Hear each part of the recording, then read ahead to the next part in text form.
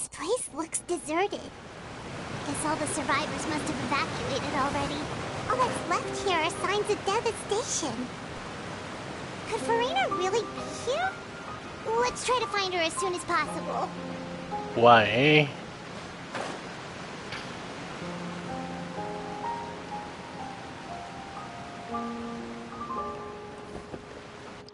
Uh-oh. I'm pretty sure my character is dead.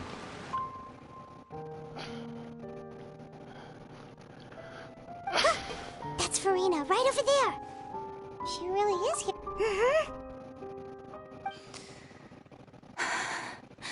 Should I just give up? If you are This is all meaningless.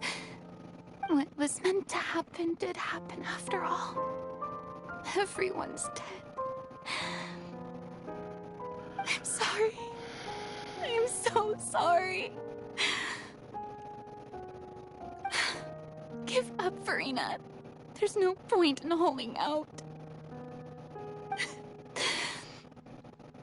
I'm sorry. But what can I even do other than to repeat meaningless apologies over and over?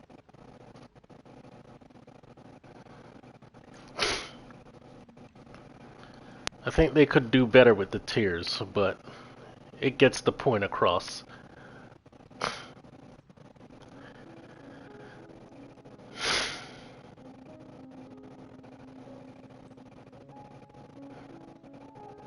You know, honestly, whoever the chick is that plays Navia, when you hear her crying, it really sounds like she actually is crying.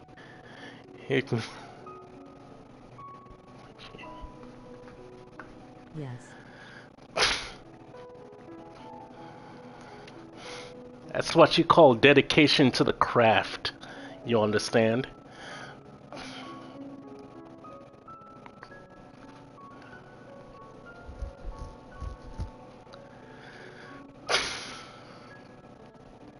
Minecraft. Which is funny, I was watching the behind the scenes of God of War, and they were showing the actors who play the characters, and sometimes during some of the at least the cuts that didn't make it into the game, the actors would really get into the role and actually be in tears on stage. Well, on this stage that they record on. Yeah. And then people, like, after seeing it, you wonder, like, why didn't they keep that and put it in the game? You know, that's so much better! But I get why they didn't do it, because he's a character that's meant to be, you know, really gruff. He's not one to really show emotion.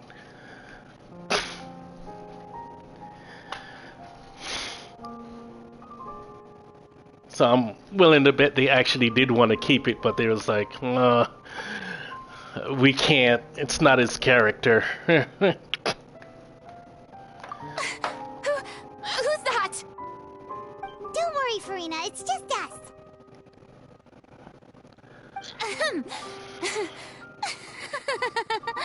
So it is you, blonde traveler from another land. Why, I almost thought you were someone from that mob of my ignorant subjects. Come to kneel and beg for my forgiveness. Furina, you were crying just now, weren't you? The tear stains on your face are obvious. What do you mean, tear stains? Oh, I remember. The show at the Opera House earlier this morning was so moving. I'm still trying to process it. Who did that uncivilized rabble think they were, disturbing my enjoyment of the arts? They even dare to tout their Archon. I must teach them a lesson. I can just imagine their twisted and frustrated faces once they realize that I'm nowhere to be found. Oh, and I'm sure Nouvellette and those people from the Marche Sauce Phantom are freaking out right next to them, too.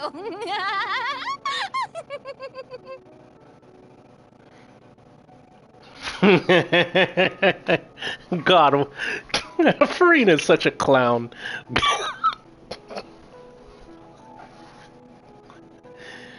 uh, is clown the word?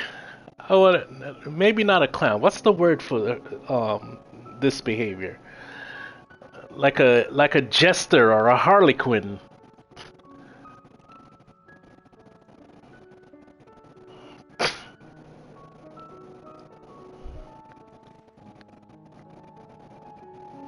I don't think those are accurate either, but it's the best for the moment.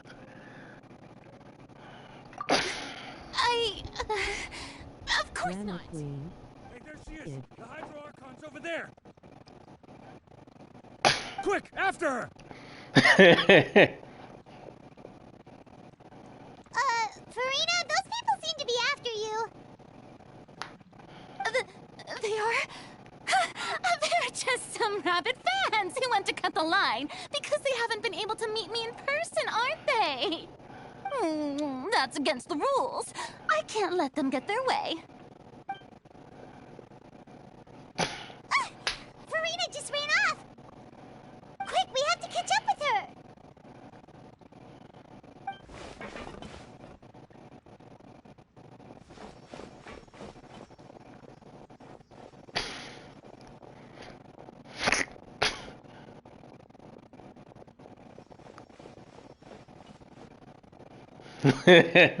What an intense chase. I was on the edge of my seat the whole time. This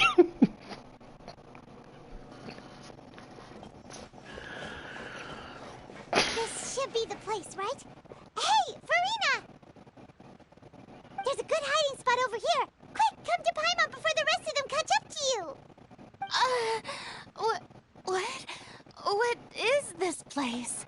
Hurry, they're almost here. Fine. I suppose haste is warranted. Lead the way.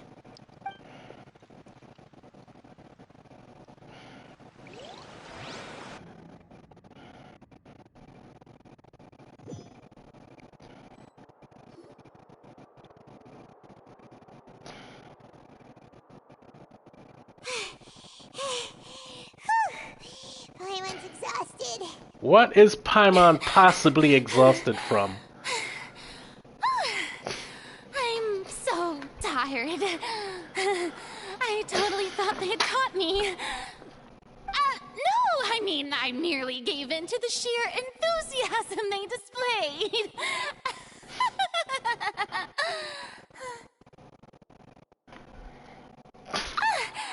You're right.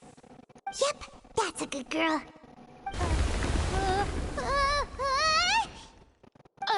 What's happening? The ground's shaking. Is it an earthquake? Yeah, a quake of this kind preceded the flooding in Poisson, didn't it? It can't be. It's happening again. Well, there's no need to worry too much about that. Neverlette's made some emergency plans, so the evacuation should go a lot smoother this time. Yeah, I hope you're right. But the people of Poisson, they've already...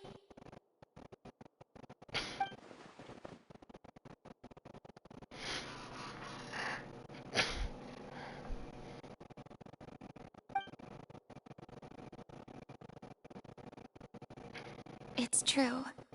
I've been investigating the prophecy for hundreds of years. I once had informants all over Tevat, searching for clues and feeding information back to me. I've tried all kinds of ways, too, to hold back the sea. Anything to keep the coastline from advancing. But all my efforts proved to be futile in the end. Really, the truth has been clear to me for a very long time. We cannot make an enemy of the divine. No matter what we do, the will of the heavenly principles will have its way, and the prophecy shall be fulfilled.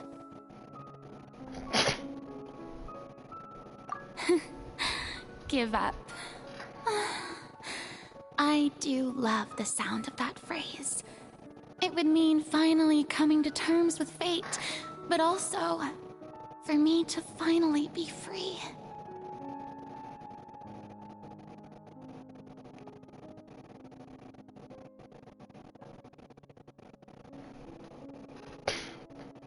indeed.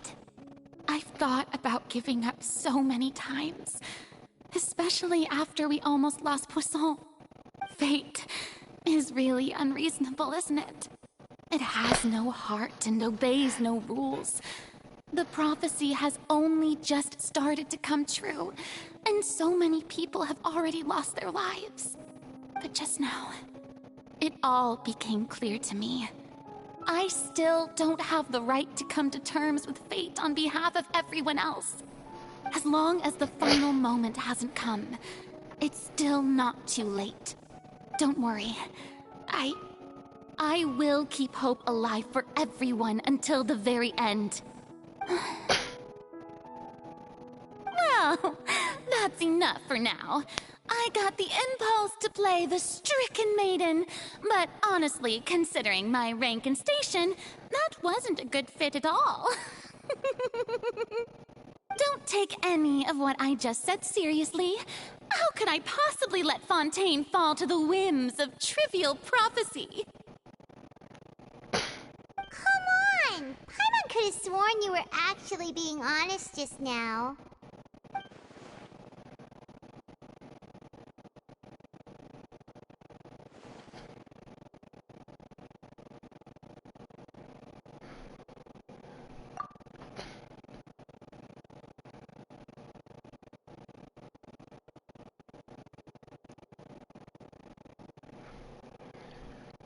Share my burden. That's impossible. It was fated right from the start that this would be my duty alone.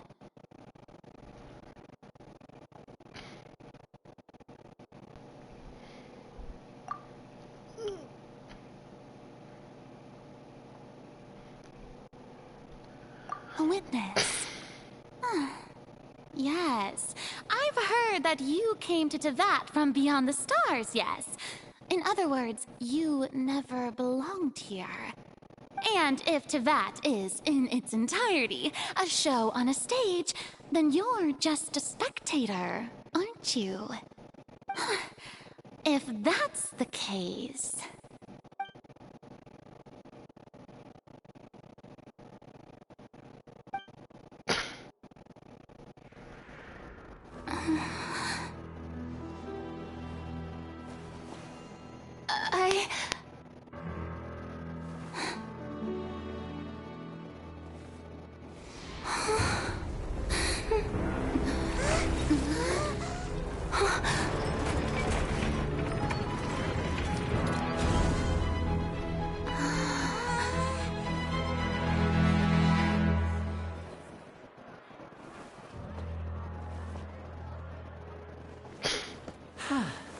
What the?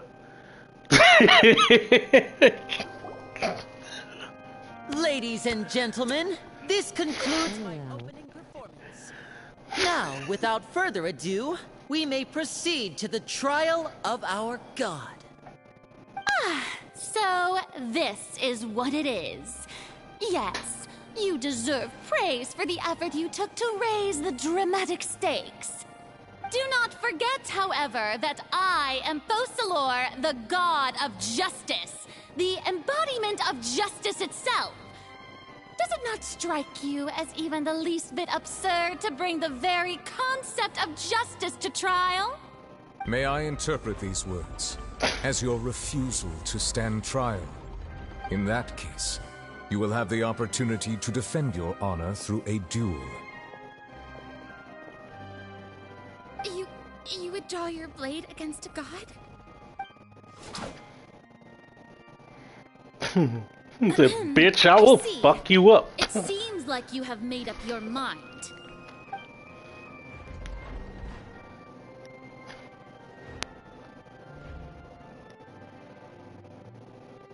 Paimon can't believe it. She just surrendered. What a joke of a god. What is going on? Did I just see an Archon surrender to a human? Wow, how utterly humiliating. Lady Furina, what is the meaning of this?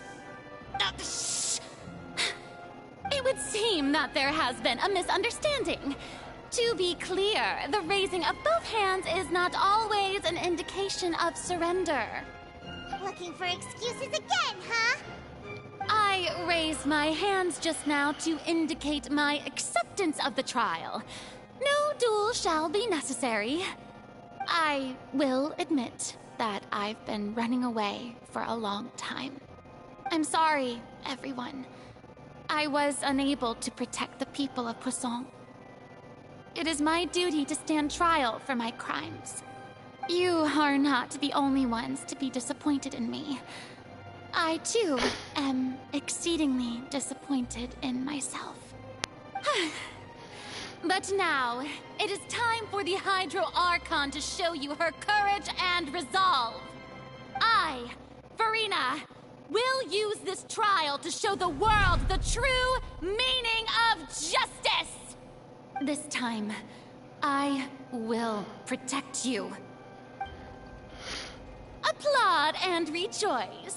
One of the most outrageous and fantastical arcs known to the opera epiclese is now unfolding before your eyes.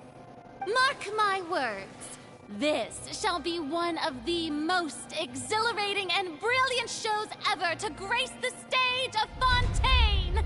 The trial of the Hydro Archon, Focalor, will now begin! What is wrong with this woman? Oh, now we're making history. Why does it feel like Furina just took over the whole thing? Like, come on! Didn't she just get forced to stand trial for her crimes? Also, even though she's still acting super dramatic, she is taking this seriously this time, right? All right, then. Who will be my opponent in this trial? The court asks the prosecutor to please take the stand. Is that so? Very well. Then please speak, witness of Tivat, my accuser and fated opponent.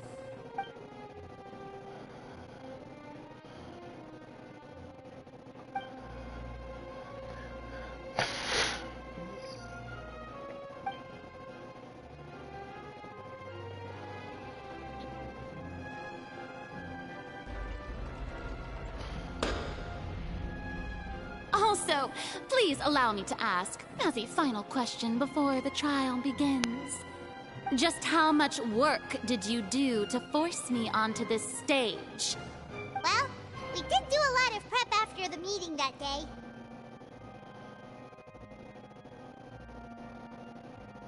I can go over the tasks assigned to the Spina di Rosula, since they were rather straightforward and easy. Navia, the president of the Spina di Rosula. Most of the people who participated in the disturbance this morning were my subordinates. They changed into plain clothes and came to the Opera House as regular audience members, waiting for the perfect opportunity to incite insurrection against you. The people's resentment against their Archon has been building as more and more of the prophecy is fulfilled. A spark was all we needed to turn smoldering anger into a flame. Moreover, according to our understanding and analysis of you, when something like that occurred, you would likely flee the scene and head to Poisson by yourself. So, we arranged for a second group to lie in wait there. So, you mean... the ones who scoured the settlement for me were also from the Spina? And their goal was to force you to step into the giant magic box so you may personally participate in the greatest magic performance in all of Fontainian history. That's right. That house was a magic box, rather than someone's residence. As the super ultimate version of the setup that I used when I first performed at the Opera Epiclese, the volume of the box was increased by a whole order of magnitude, and the distance it traversed was the entire gap between Poisson and Arenias. Its cargo, of course, was an Archon instead of a human. My thanks, Furina. Without your help, we could never have pulled off such an extraordinary performance. You're welcome? Of course, this performance was only made possible with Father's support. The House of the Hearth spent a massive amount of labor in Mora to pull this off. We had to select a location, construct a giant magic box, dig a tunnel, and open up a path through the water. Dig It was a tunnel? lot of work for all of us. So, in other words, the earthquake that we felt within the giant magic box was just a normal tremor from the transportation of the whole house? That's right. It wasn't a sign of another disaster to come.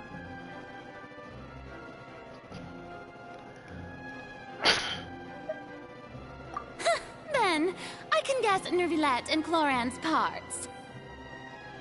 You gathered a crowd, prepared a stage, and made sure that the champion duelist would be immediately ready for a fight. Also that as soon as I appeared on the stage, the trial may commence without a hitch. Am I right? Yes, that is correct. Well, Clorand, I must commend you for your courage. Only the most outstanding champion duelist in all of Fontaine would accept a duel with an Archon without flinching. A bitch-ass Archon that runs away from every fight. I suppose your role was to keep me distracted with conversation once you found me in Poisson. You'd make sure that I didn't notice anything amiss before revealing yourself as my prosecutor once we'd arrived onto the stage.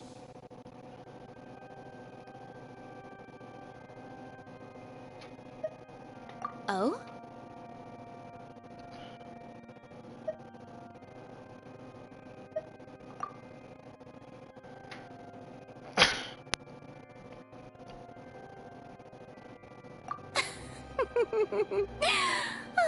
Is that so?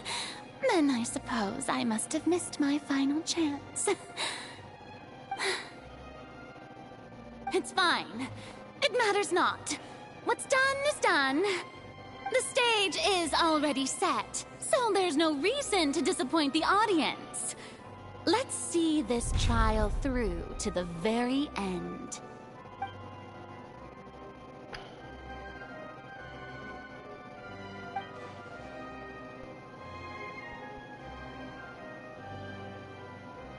Madam Prosecutor, please allow me to pass this along. This is a document that Miss Charlotte applied for and received permission to share with you during the trial. According to her, it should speed up the proceedings. Huh? Charlotte wanted to give us something? Oh, so she's here too! Hey, Charlotte! Oh, let Paimon see. Isn't this the exclusive interview that she did with us before? So she's already finished it, huh? Wait, then that means this document is a perfect timeline of everything that's happened ever since we stepped foot in Fontaine! So in other words, we can refer to this anthology of evidence every time we want to use something from our journey as evidence for an argument!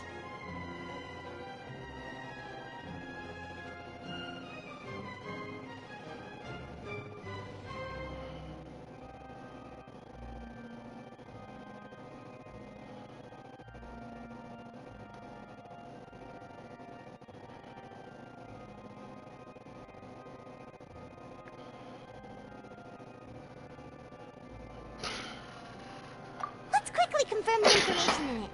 Just think of it as a refresher, alright? You defeated the Hydro Archon in the very first duels you took part in at the Opera House. That's one for the history books, alright. I didn't think that you'd wind up getting to the bottom of the case I'd been following all this time. I guess you could also see this as a happy coincidence. This is the first time Monsieur Nervilette had a difference of opinion with the Oratrice. Even the Hydro Archon can't figure it out. A Fatui Harbinger. She's an extraordinary person. Her instinct must mean something. The fortress of Meripede was almost destroyed in a single day. That I didn't witness that scene personally will always be a source of professional regret, I think. According to Monsieur Nervilette, both Child and that whale should have been in the primordial sea at that time.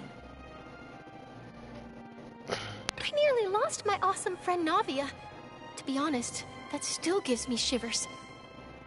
The words of someone as extraordinary as a witch can probably only be truly understood when something surreal happens to you. Overpowered god. God dragon. That's how I'll refer to him from now on. Overpowered god dragon.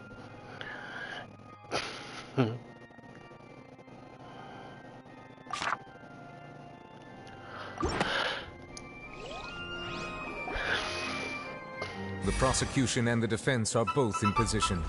The trial shall now begin. Oh, come on, Nervilette. There's no need to repeat all the unimportant legalese. Just fast forward to the part where the prosecution lays out my offenses. As the defendant and the lead actress of this performance, I still haven't even been informed of my supposed guilt in all of this. Of course, it is only natural for humans to struggle to understand the actions of a god. However, you will need more than that to convict me of a crime. That's true, but my charge here is unrelated to your conduct as an Archon. Instead, I would like to charge you as a fraud, who's never been the Archon in the first place. Wait, what was that? Lady Furina? Hey, I came here thinking that we were going to try the Hydro Archon for forsaking her duty, but did I hear that right? She's not our Archon at all? Charge accepted. Lady Furina, do you plead guilty to the charge?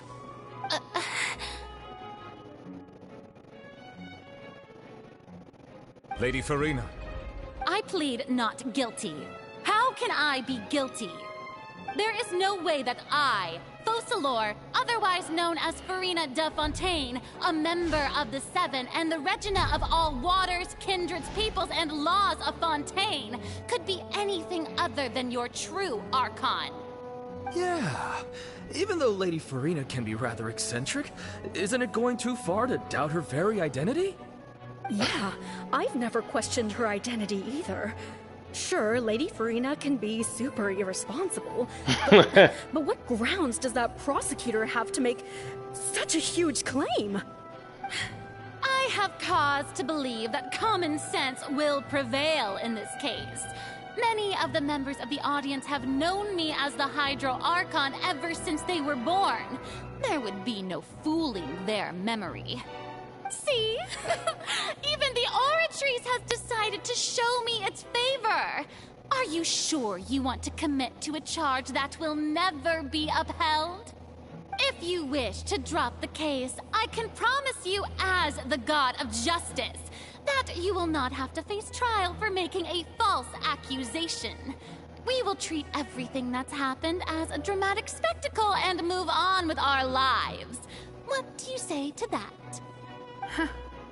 An argument with near impossible odds, huh? You have to not only refute Furina's claims, but also overturn the long-held beliefs of the people.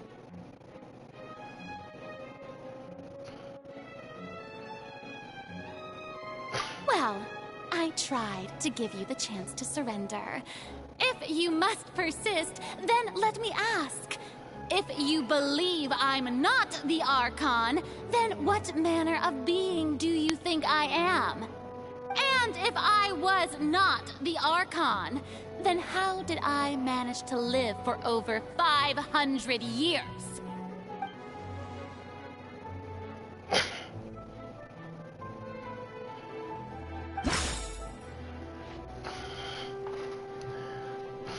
Okay.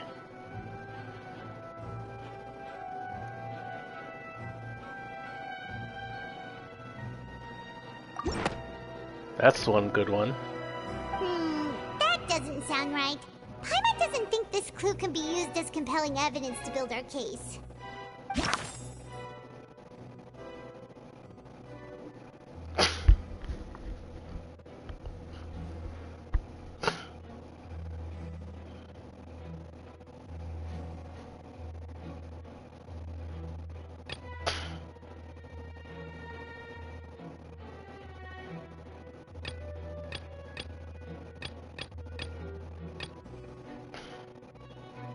Tea time with N.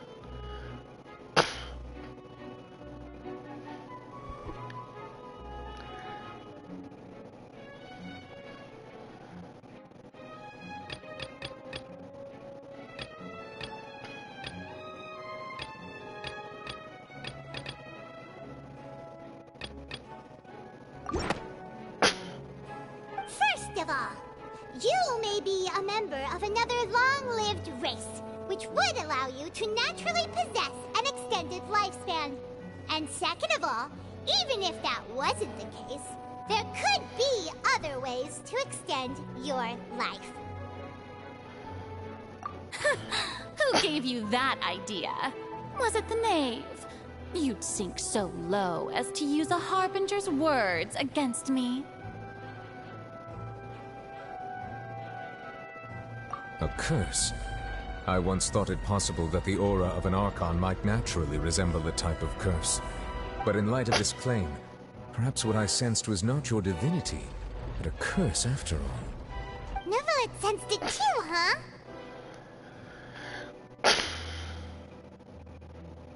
Lady Furina is actually a human? Well, it is true that it's extremely difficult to tell humans and gods apart just by looking at them. It's not impossible.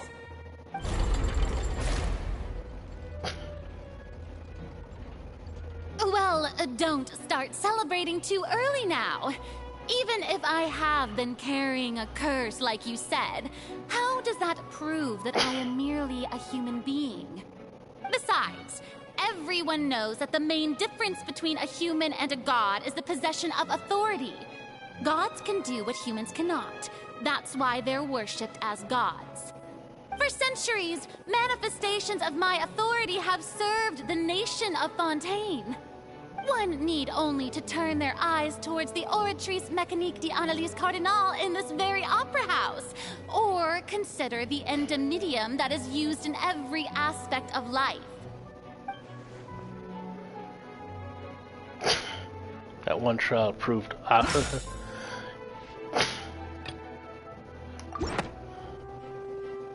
already knew that one. You tried to reference the Oratrice, but weren't you as confused as all the rest of us when the Oratrice declared Child to be guilty without any proof?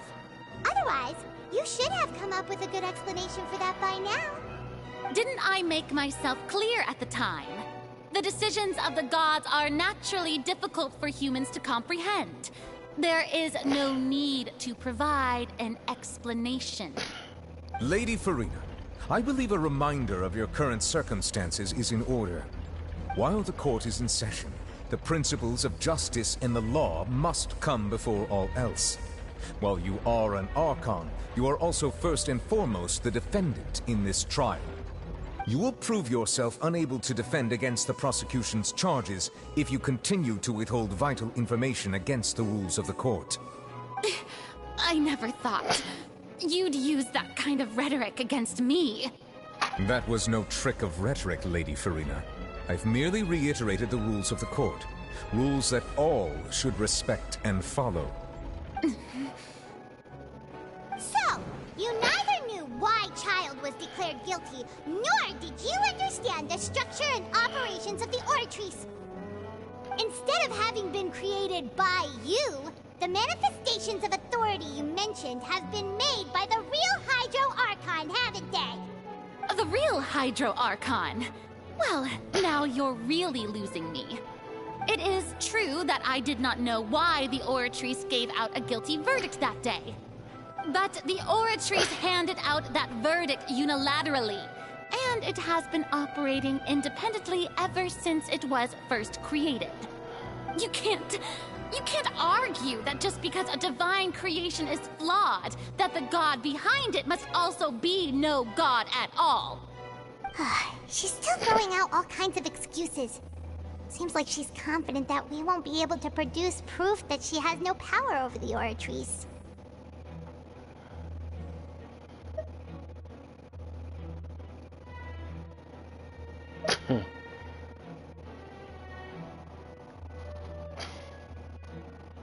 Now I'm thinking that Furina is from Conria. Of course, don't answer that. I'll find out on my own. My power as an Archon. There are many ordinary citizens in the audience. How can I just carelessly demonstrate the formidable power of an Archon? If that poses a concern, I'm prepared to extend my protection to the audience. You don't need to go that far.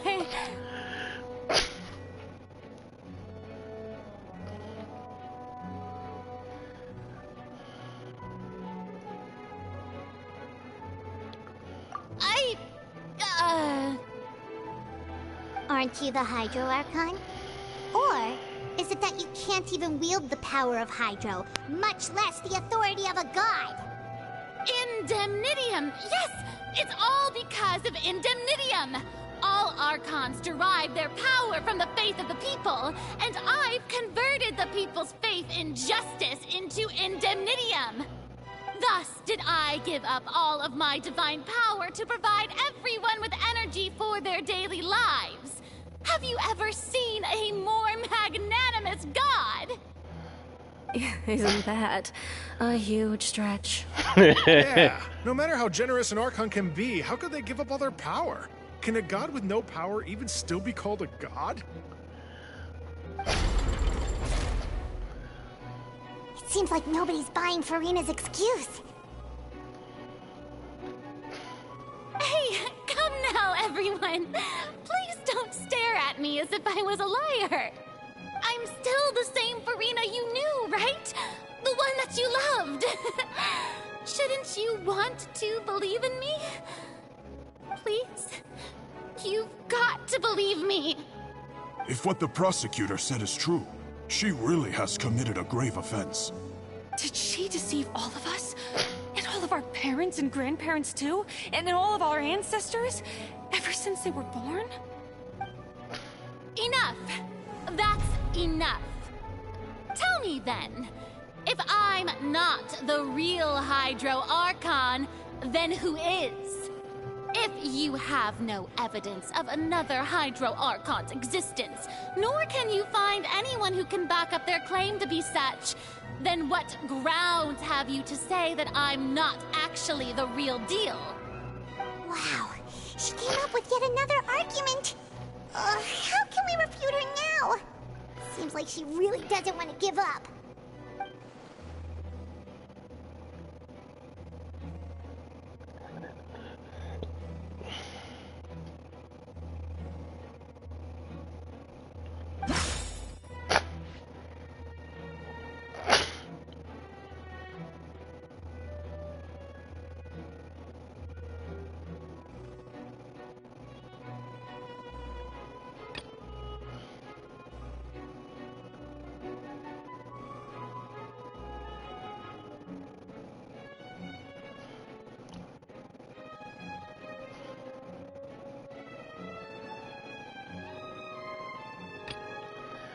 I feel like that second one will do.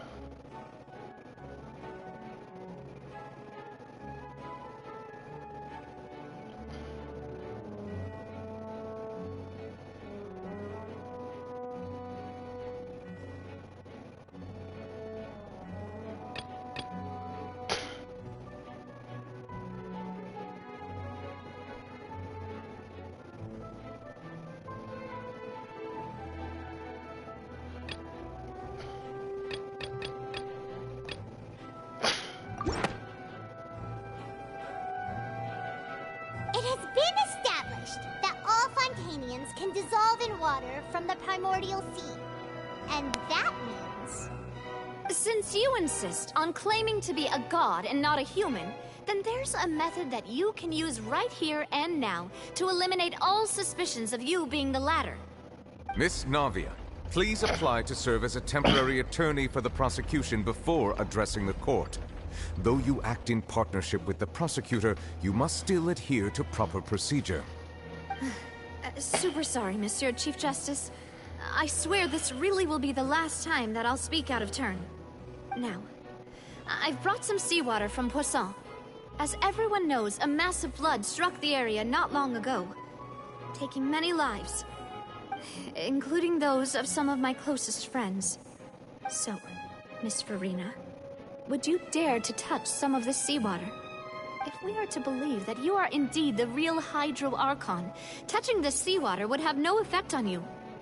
All it should do is strengthen your case. But if you don't dare to touch it, then we would have basically proved the reverse. That doesn't and I must prove remind anything. You that after the disaster at Poisson, nobody wants to see any more people dissolve. I do hope you'll act prudently and choose the simpler path of admitting guilt. Navia from the Spina di Rosula. The Spina has governed Poisson for many years. I guess her suggestion is valid. If Lady Furina is indeed just a human, she's probably Fontanian like all the rest of us. Would she really dare to try?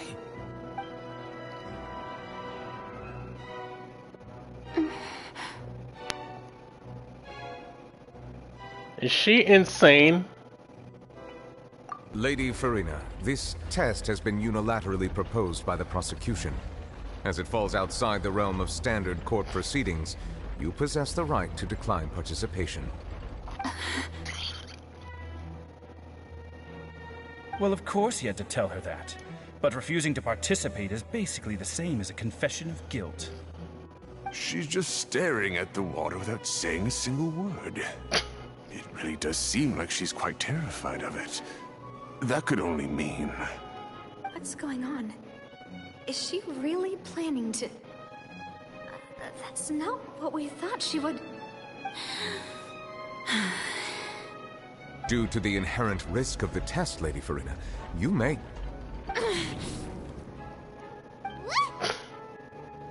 Hey!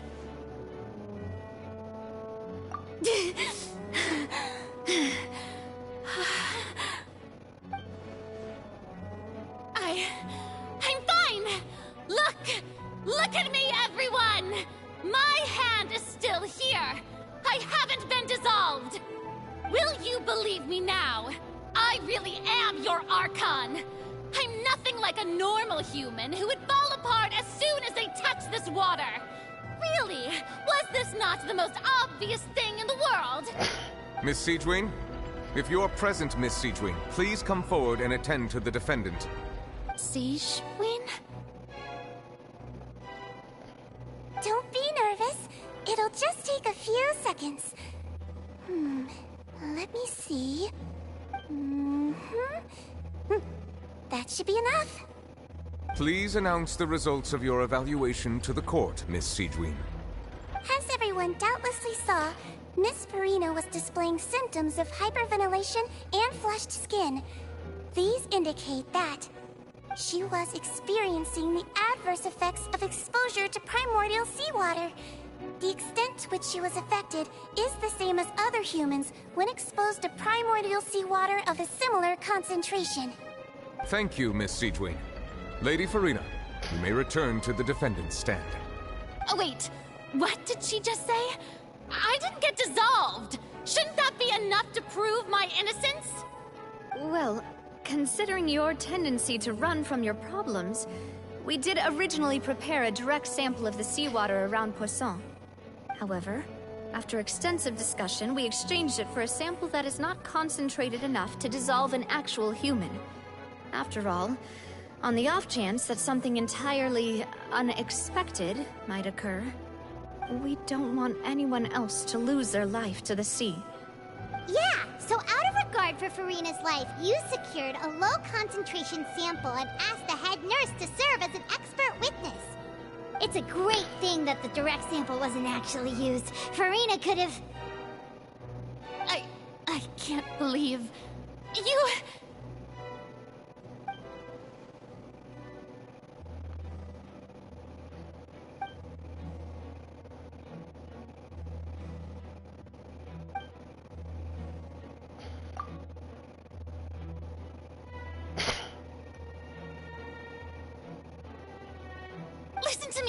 Listen to me, everyone! Please don't give me such cold and disdainful looks!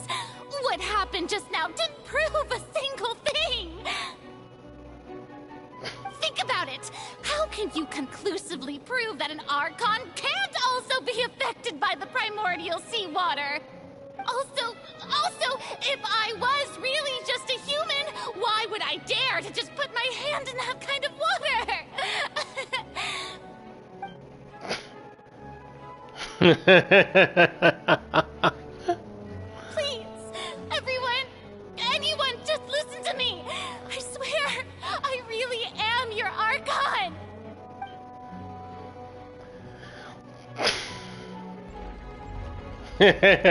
No one's listening to your dumb ass now.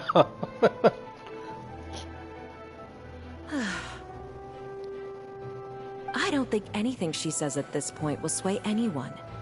The odds are just too stacked against her now. With all the things that have been said, Paimon doesn't think there's any way left for Furina to win. I believe the time for arguments and presentation of evidence has come to an end. If there are no objections, we will move on to the final judgment.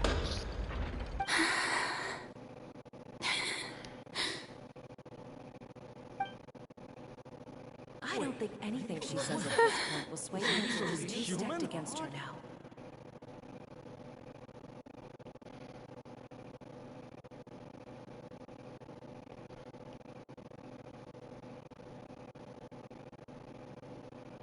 In my capacity as Chief Justice, I shall now render judgment on Furina's misrepresentation of herself as the Archon of Fontaine. As a human who knowingly deceived her fellow citizens, Furina is guilty. Damn!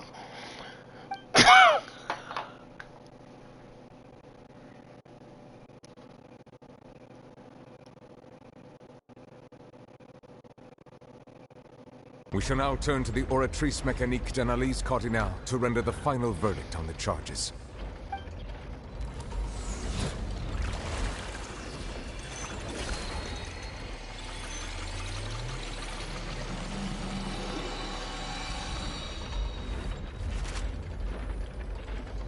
According to the judgment of the Oratrice Mécanique d'Analyse... That quest is just another level. Well, what's wrong? What's the Oratrice's verdict? No. The Oratrice also displays a guilty verdict. Isn't that correct, then? However, the exact wording of the verdict is thus. The Hydro Archon, guilty, to be punished via the death sentence.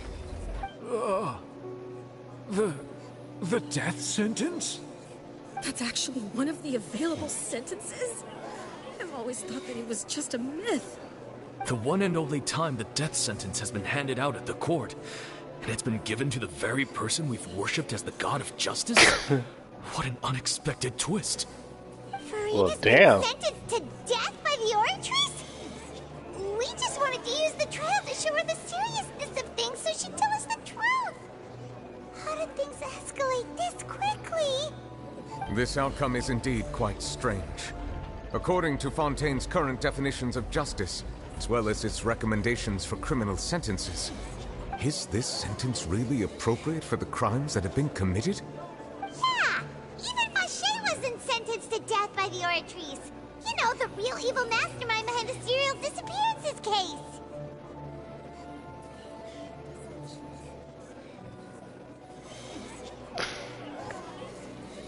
Indeed. Not only is Furina's sentence overly excessive, the very point of our trial today was also to prove that Furina has never been the Hydro Archon in the first place. But now, the Oratrice seems to have deliberately invoked the title of the Hydro Archon. What does this mean?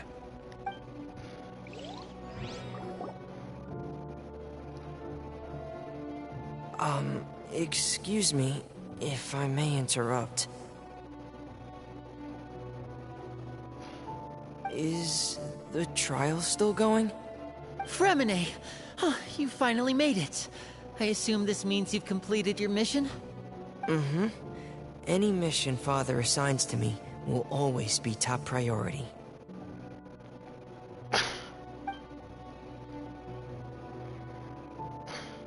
Is that the first prophecy slate?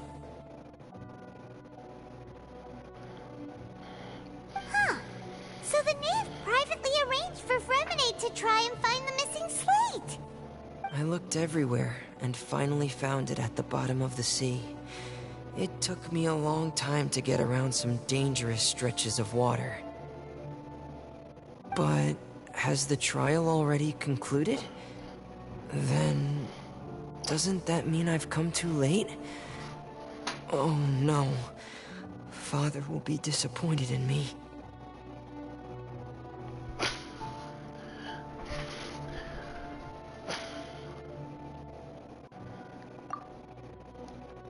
Thank you for your hard work, Mr. Fremine. Please allow me to review the record left on the slate. Traveler, I believe that you have already seen the other existing slates. I would like you to come here and confirm their contents.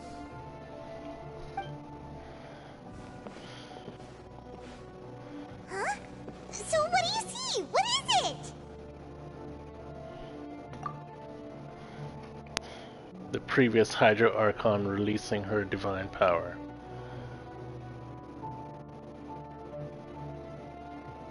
Ho ho! What? I believe I have now made sense of the Hydro Archon's crime.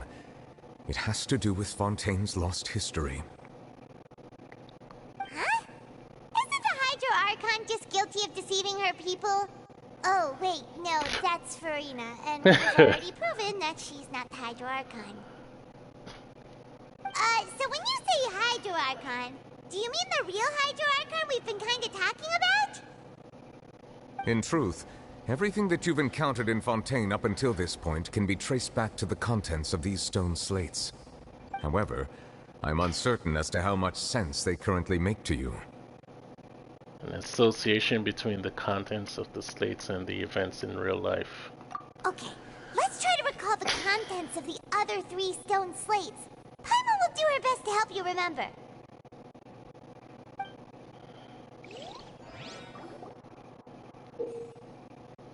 Select to check the description on the stone slates to extract key information from them.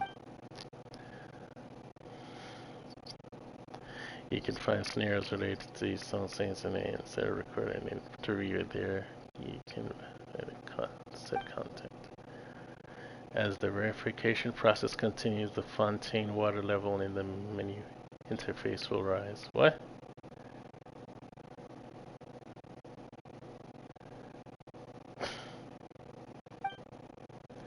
When you finish to verify all the stone slates, the truth behind the prophecy shall be revealed. The first stone slate describes what you just said. It seems to show the previous Hydra Archon using her divine power, and then the Oceanids turn into humans. Well, damn. Does that mean that Fontanians are transformed Oceanids? Oh, Paimon wasn't expecting that. But if Oceanids can turn into humans, then perhaps this process can be reversed as well. The second stone slate shows Celestia floating in the sky, and the Hydra Archon and her people worshipping it together. But the heavens still brought judgment down upon them.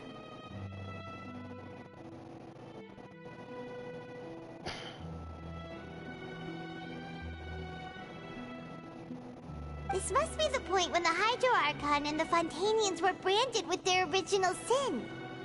Does this mean that the original sin and the Hydro Archon sin are the same thing? The third slate shows the Hydro Archon sinking into the sea surrounded by many people. That reminds Paimon, didn't we also watch that happen to someone else?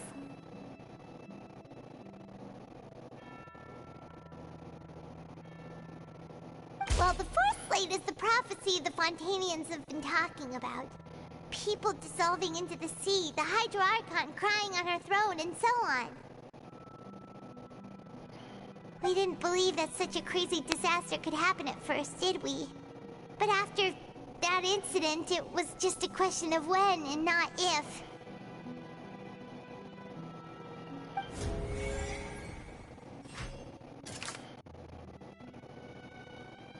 It seems to show the former Hydra Archon using divine power.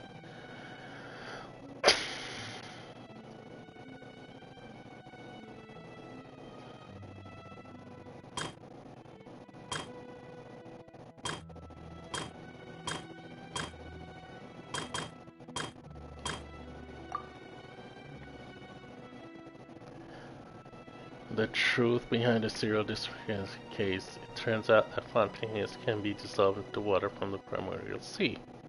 Over the years, Bashir kidnapped and dissolved many young girls for this experiment, for his experiments to try to find a way to bring back his wife who had been dissolved. Child's conviction, though Nuvalet believed Child to be innocent, the Eritreans judged him as guilty in the end, and even Furina didn't know why. The entrance to the Primordial Sea is sealed beneath the Forbidden Zone in the Fortress of Meripede, and recently the Primordial Sea has nearly broken out. It was only temporarily pushed back by Nuvalet's power. While exploring the ruins near Poussin, it began to collapse and Navia fell into the water containing primordial seawater. Only the protection of the dead members of the spirit prevented her from dissolving.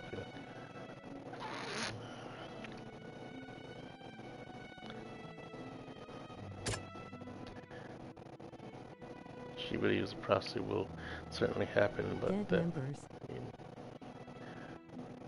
Yeah. After the court proved that Furina is not the Hydro Archon, the verdict displayed by the Eritreans was actually the Hydro Archon guilty but punished by that. So I'm gonna go with the first one. We know from the case of the serial disappearances of young women that Fontanians can be dissolved in primordial seawater. And the first stone slate tells us that long ago the Hydro Archon used her power to turn Oceanids into humans. This might be the reason that Fontanians can dissolve.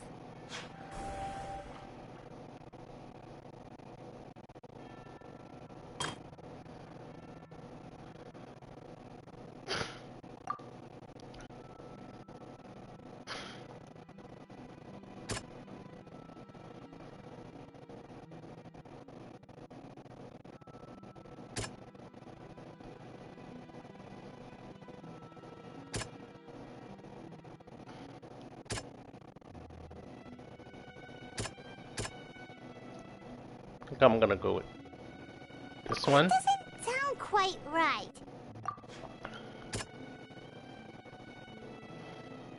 Maybe this one. Perhaps what is about to take place has all happened before. The true sin of the Hydro Archon that Nervilette mentioned, and the original sin cast down on the people of Fontaine by Celestia, as recorded on the stone slates.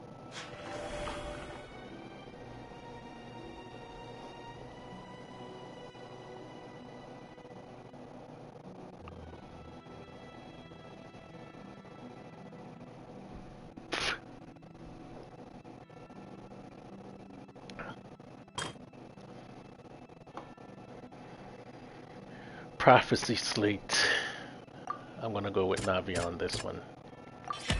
It's not as simple as falling into the sea. When Navia fell into the sea, her consciousness was subjected to judgment. The stone slates show the people gathered around the Hydro Archon in the sea. Could that be alluding to the same thing?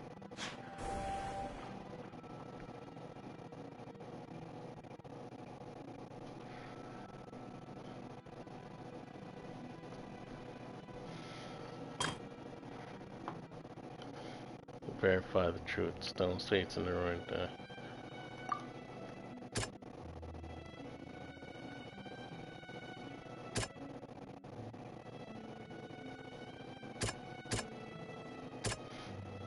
Maybe this? That doesn't sound quite right. Okay.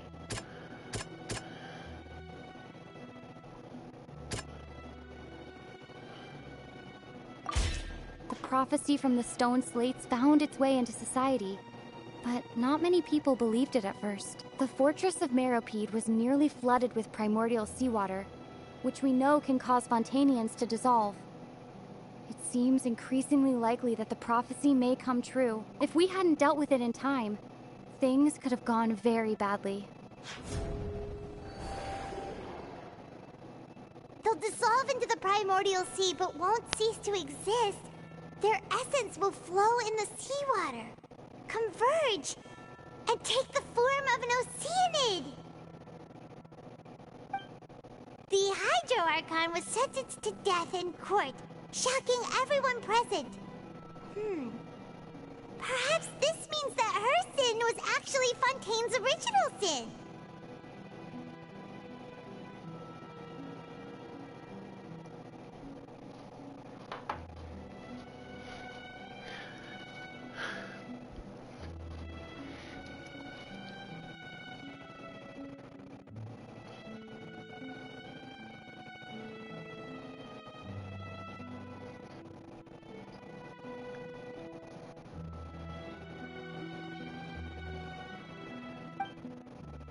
Navia fell into the water inside those ruins, and she nearly dissolved.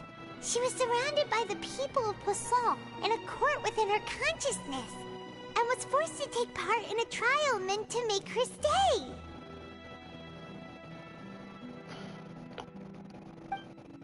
The eruption of the primordial sea at the fortress of Meropide was the surest sign that the prophecy was about to come to pass no matter what. The stone slate's contents can all be verified by recent events. If we combine what we know together, loads of truths should come to light.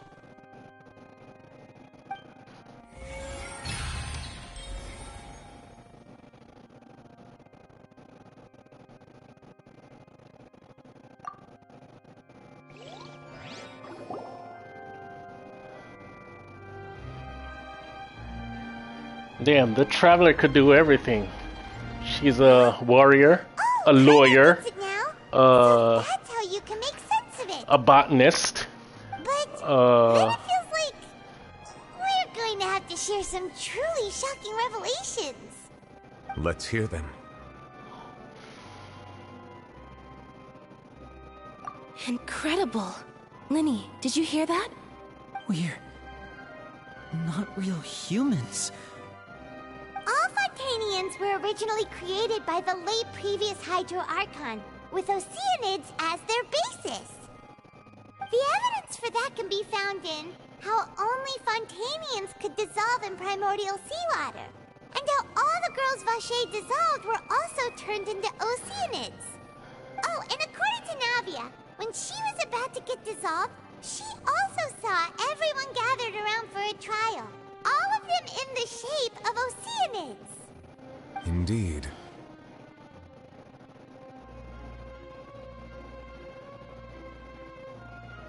Yeah, and it follows from the content of the first slate that she probably anchored Celestia by creating humans without prior permission. That could also explain why the Oratrice judged the Hydro Archon to be guilty. It's to account for that ancient sin. The Hydro Archon's true sin was creating us? And yet, after many hundreds of years, the Hydro Archon's creations have turned around to try to judge the Archon within the Opera Epiclese. The twists of history are often the most unexpected of all.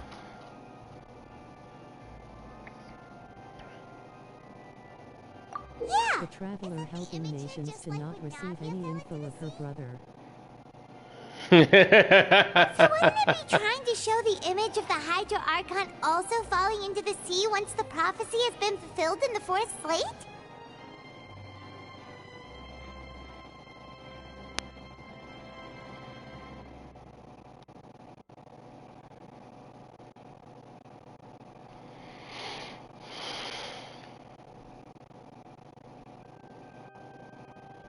In the end, the people will all be dissolved into the waters, and only the Hydro Archon will remain weeping on her throne. Only then will the sins of the people of Fontaine be washed away. Did Paimon get all that right? You've made some keen deductions. I must say, given how much you still don't know, it is impressive that you've already managed to connect so many pieces of the truth. However, while you were able to decode all the information on the slates, they've also been etched with an additional layer of hidden information using a different power source. When we were at the ruins, I tried to decipher the hidden information recorded in the slates. But since we only had 3 slates at the time, I was unable to come to a full conclusion. Now that the slate collection is complete, I shall make another attempt to decipher the narrative recorded within. If everything goes well, we should finally be informed of the unadulterated truth. Uses overpowered god dragonness. Well? Did you get it? I believe I should share this truth not only with you, but with all the people of Fontaine as well. I will try to briefly summarize it for you.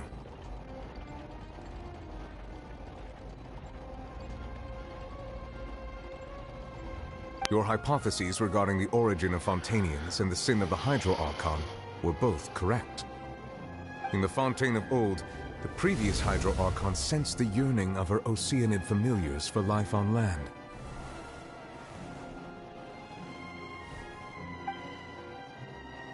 The Oceanids were enamored with the beauty and romanticism of human beings, and wishing to have those experiences for themselves, expressed to the Hydro Archon their desire to become of a similar kind.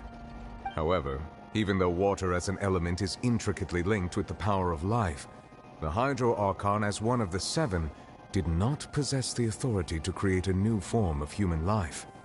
Not one to give in, she eventually found a way to create permanent humanoid bodies for her familiars by appropriating the power of this planet's primordial sea. She poured primordial seawater into the Oceanids' blood vessels, creating humanoid mimics in the process.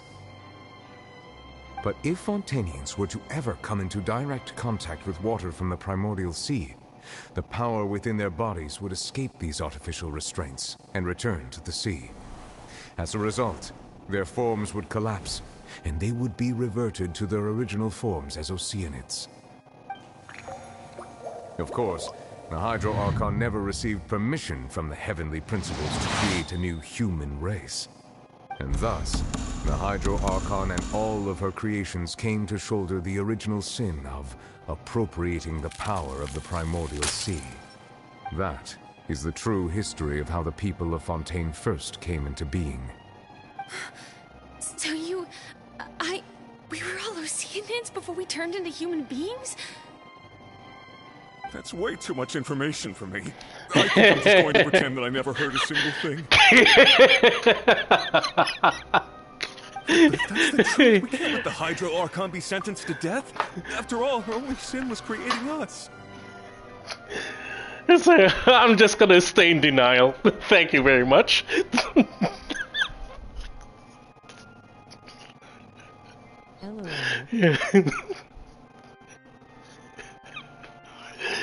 Be right back.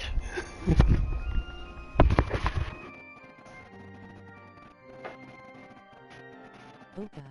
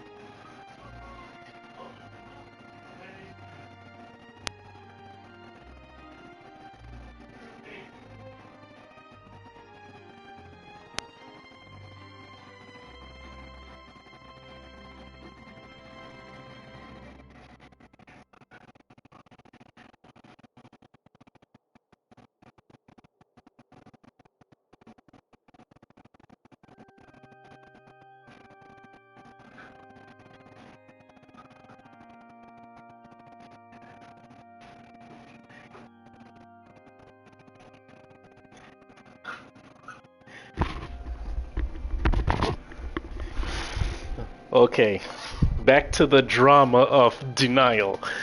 This really might be too much information for your regular Fontanian, but it does answer a lot of our questions. Alas, your hypothesis regarding the third and fourth stone slates was inaccurate. The slates' respective positions are, in fact, correct.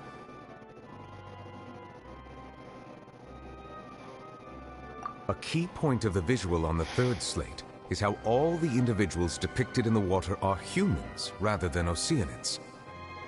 They have not been dissolved, which implies that the water depicted in this slate is not water from the primordial sea. The nation of Fontaine is the nation of Hydro, as well as the nation of Trials and Justice. Instead of being the literal element, the water in the scene symbolizes judgment and justice. You may also recall Navia's experience. When she fell into the sea, her consciousness was surrounded by that of many others who intended to hold a trial to determine her fate. Therefore, the meaning of the third slate is that the people of Fontaine shall try the Hydro Archon at the Court of Justice. Yes, it refers to our present situation. I think I'm following now. So, what you're saying is, even though we decided to put on this trial to avoid fulfilling the prophecy, in truth, everything we've done has happened exactly as the prophecy foretold. So now, it seems, we're the ones making sure it comes true. What should we do? Damn. Full circle. Huh. No matter what, the prophecy will be fulfilled. Is this what it feels like to be a prisoner of fate? If that's the case, does that mean the scene in the fourth slate will also be fulfilled soon? Traveler, I would like to point out another small fallacy in your deductions. About the fourth slate, you probably thought that the eruption of primordial seawater beneath the fortress of Meripede served as the surest sign that the prophecy was about to come to pass, yes? However, I believe that rather than being a sure sign, that eruption could in fact only be a small warning of something far worse to come. As for the root cause of the catastrophe, I believe you've already encountered it once before.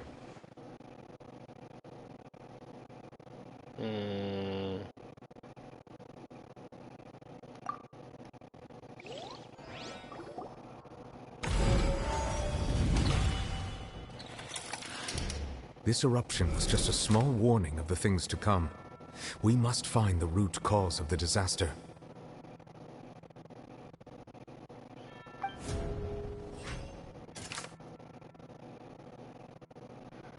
The secret of Fortress of Meripede.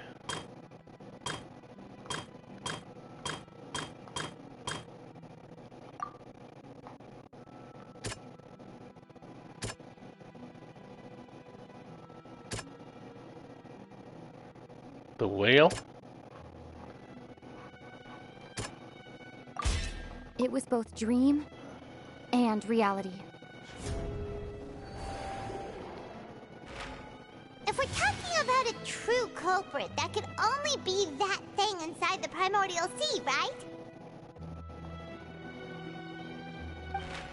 The truth, the original sin, the trial, and the root cause of the disaster.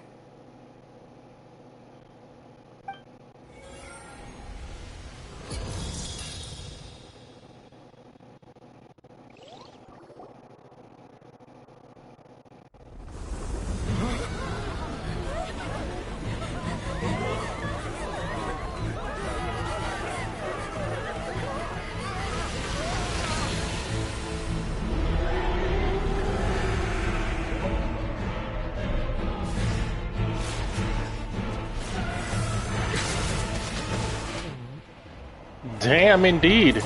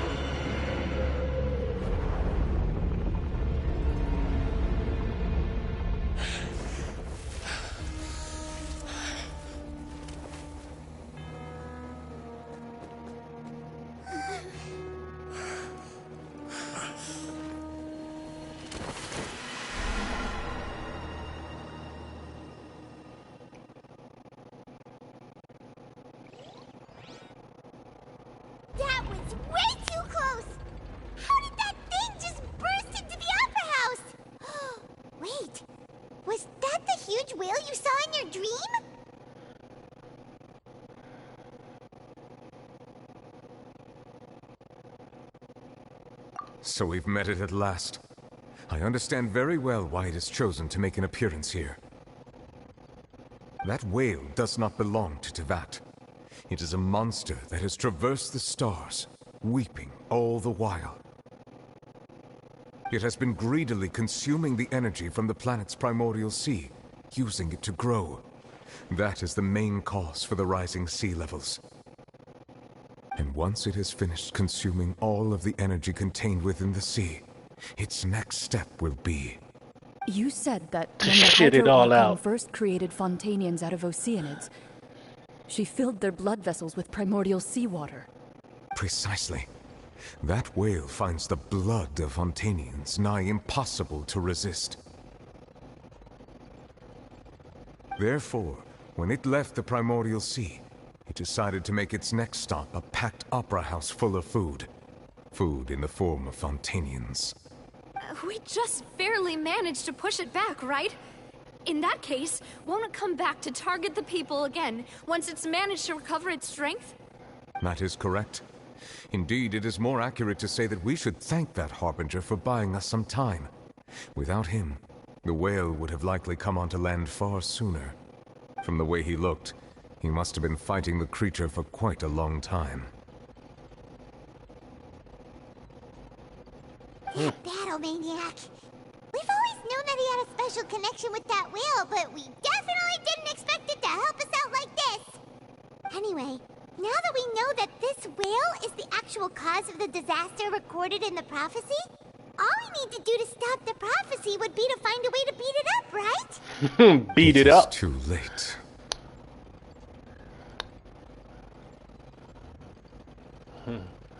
Gotta beat it up. It had already absorbed too much of the primordial sea's energy before we could notice it. At this point, it has become practically integrated with the sea itself. Even if the entirety of Tevat were to be destroyed, it could still survive and swim off towards some other world. That's not something I will accept. We've already done everything we can, and we even found the true culprit. We've come so far. You can't just tell me that the last hurdle is some impossible foe. That's just not fair. Indeed. Prophecy has never been fair. Should end. I'll fight it to the end, no matter what. So the prophecy will be fulfilled no matter what, huh?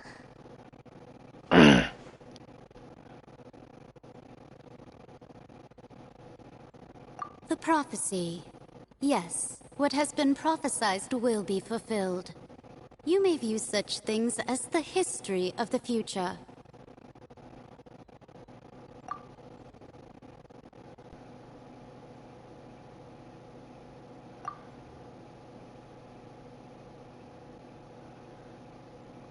Just as prophecies are usually only the future as seen from the perspectives of the gods, could things be happening in hidden corners where the god's gaze does not fall? Ultimately, fate shall serve as your only guide, no matter what will happen in Tevat's future. All you need to do is to play your part.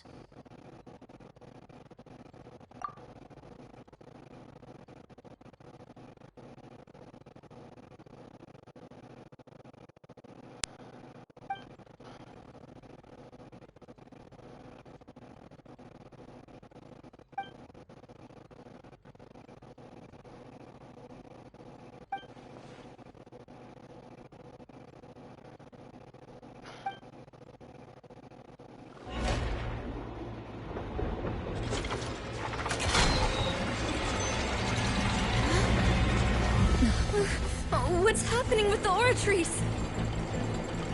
I believe it is preparing to carry out the death sentence.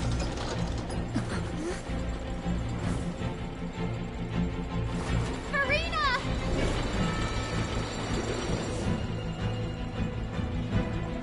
And she just stood there as all that was happening. Just leaped from the ground to the second floor.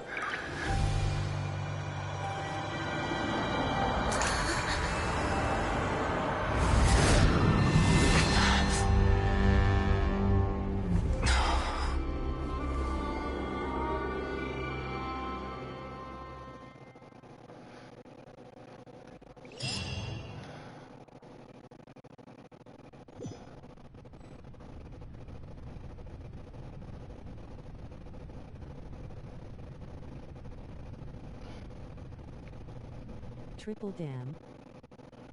Triple ultra dam. You.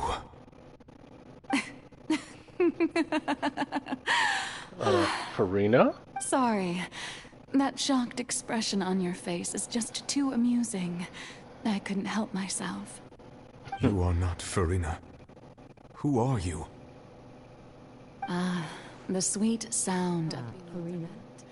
Marvelous.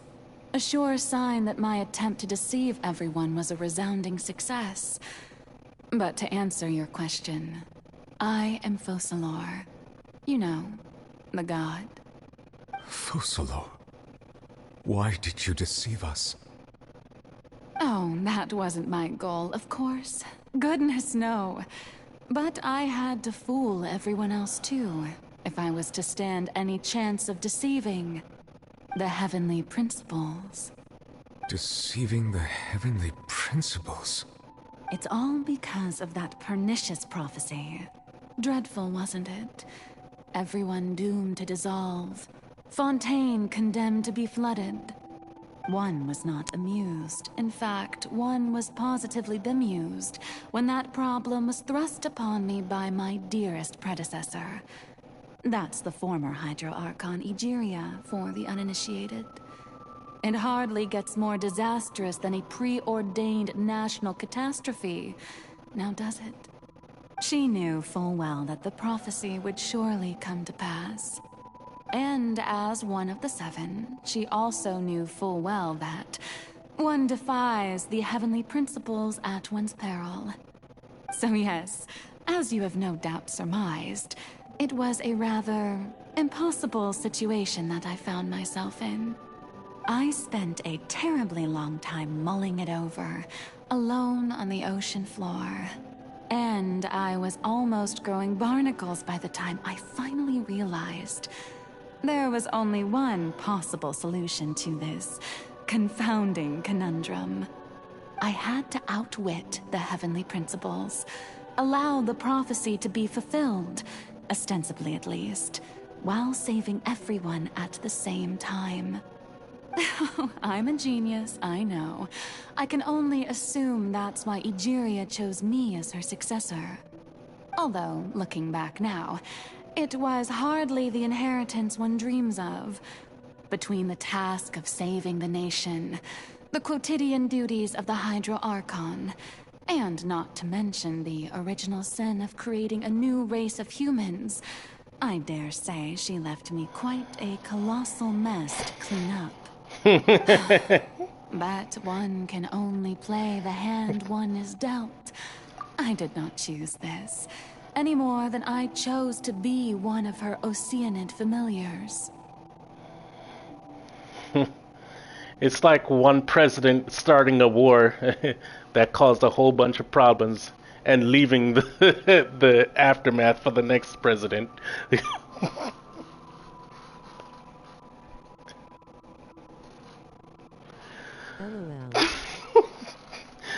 It's yeah, this is a sticky situation, and yeah, I'm out. You got this. Good luck, buddy.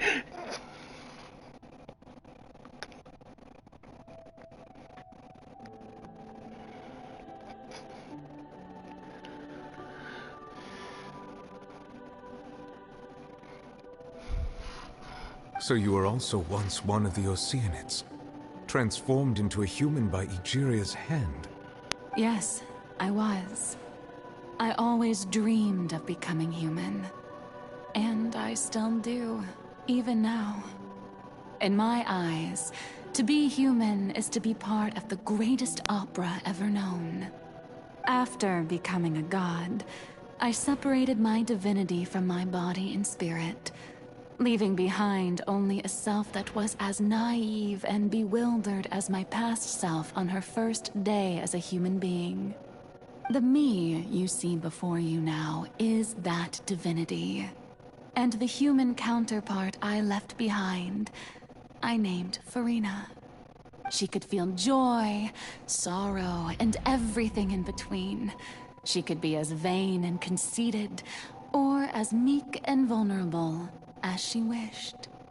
Her strengths were of a kind only a human could possess, as were her shortcomings. But in my eyes, Furina's humanity was what made her perfect. She was perfectly human in every way. The person I always wanted to be. Anyway, so then I cursed her. All part of the plan, of course. The plan to deceive the heavenly principles. Do you still remember the final scene of the prophecy? The Hydra Archon alone, weeping on her throne. In order that the prophecy might appear fulfilled, I invited Furina to be an actress, to play the part of the Hydro Archon in the prophecy. Under the curse I placed on her, so long as I, Focalor's divinity, continued to exist, she could not die. But nor was she free to live her life in the pursuit of happiness. Instead, she was forced to take the stage in the opera house, to embrace the role of leading lady, to forever play the part of the god from the prophecy, all to create a deceitful appearance of that prophecy coming to pass. I suppose now you probably understand why your court is called the Opera Epiclese. But Furina is only human, isn't she? Even though she has had a long life, her mind is no stronger than that of any other ordinary human being. I cannot begin to fathom what she has had to endure. It must have been torture for her. It has indeed. And although she is, in a sense, me in human form, I most definitely owe her an apology for it. It's been 500 years, and all along, she's been playing her part in the most unimaginably long, unbearably lonely, and agonizingly painful opera of all time.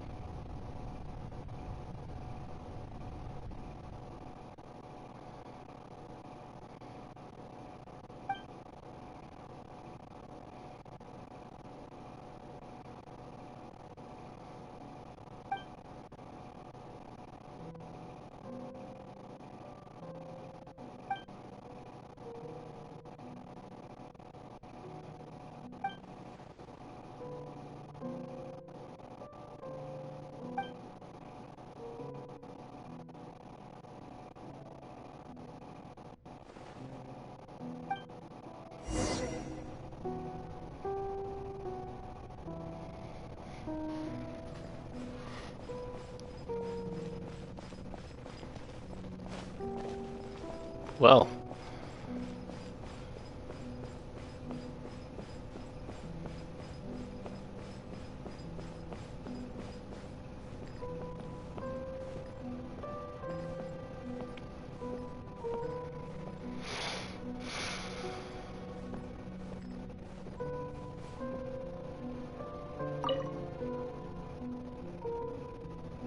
Oh? Who permitted you to come onto the stage? Now, I understand your admiration for my august self, but I must ask you to keep to the rules.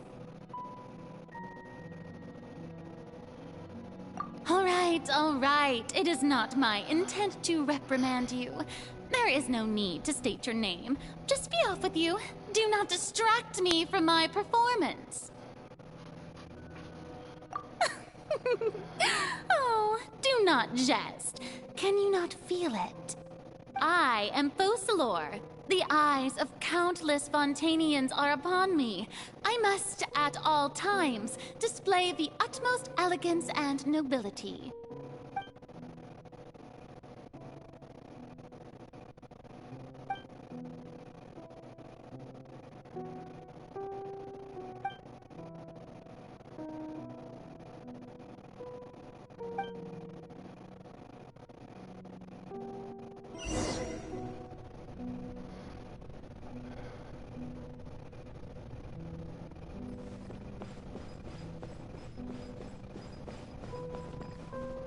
Dear audience, the performance is experiencing a technical difficulty, but worry not. The guards shall resolve it soon enough.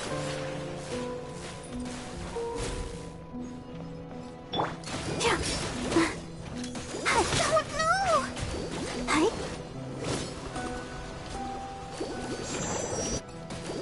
Huh.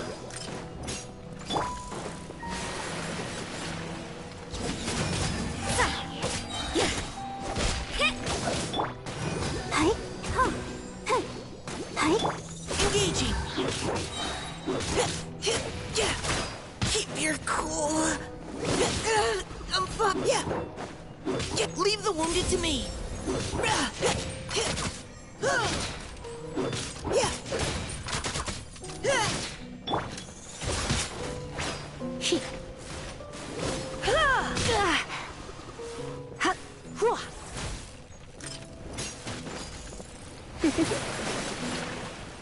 You're in for a little shock. You've been a naughty boy. Let the show begin. Oh, yeah. Yeah. Huh.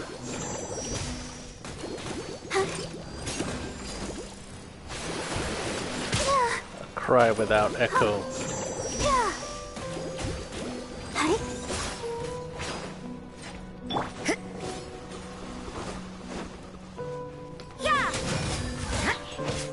What?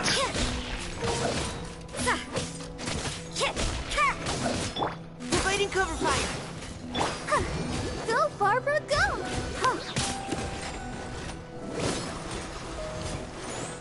Huh. Hi. Oh.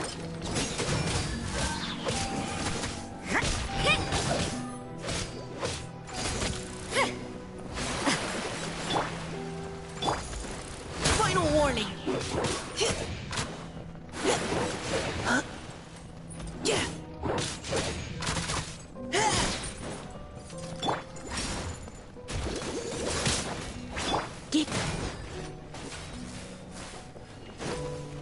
Bitch ass.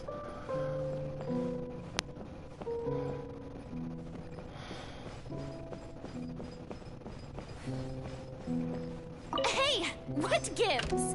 The audience is still watching me, you know. Guards? Wait, where are the guards? Guards!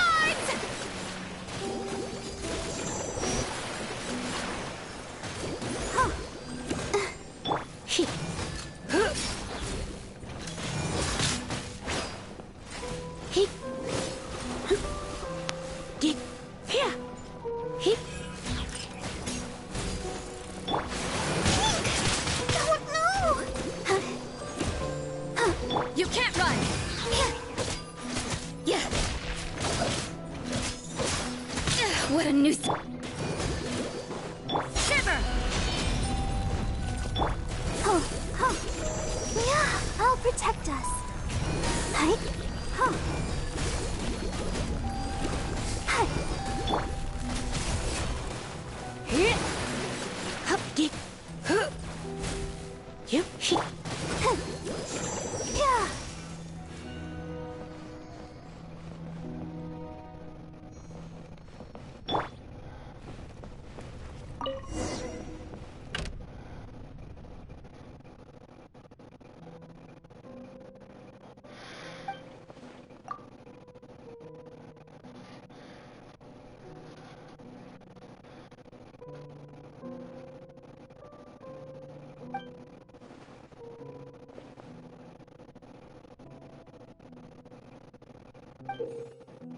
A golden ticket.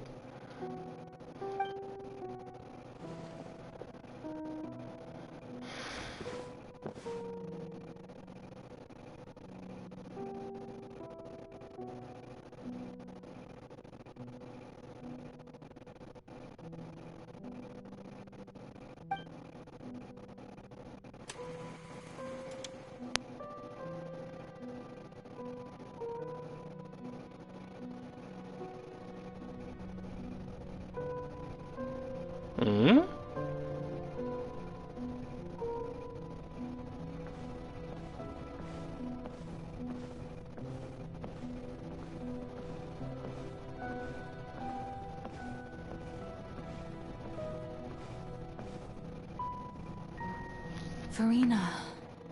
Furina.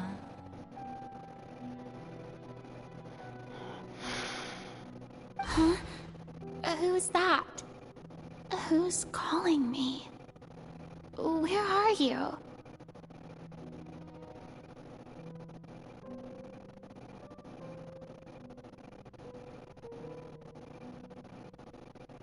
Be not nervous. Be not afraid. I am before you.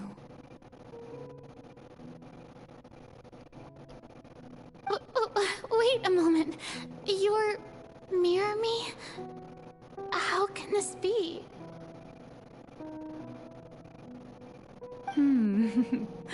Mirror you, huh? You know what? That's not bad. Let's go with that. Mirror me. What do you wish to say? The prophecy. Have you heard of it? What prophecy? Wait. I know. I think. I don't know why, but it's in my head somehow. The people will all be dissolved into the waters, and only the Hydro Archon will remain, weeping on her throne. Only then will the sins of the people of Fontaine be washed away. Oh, very good. You know it well.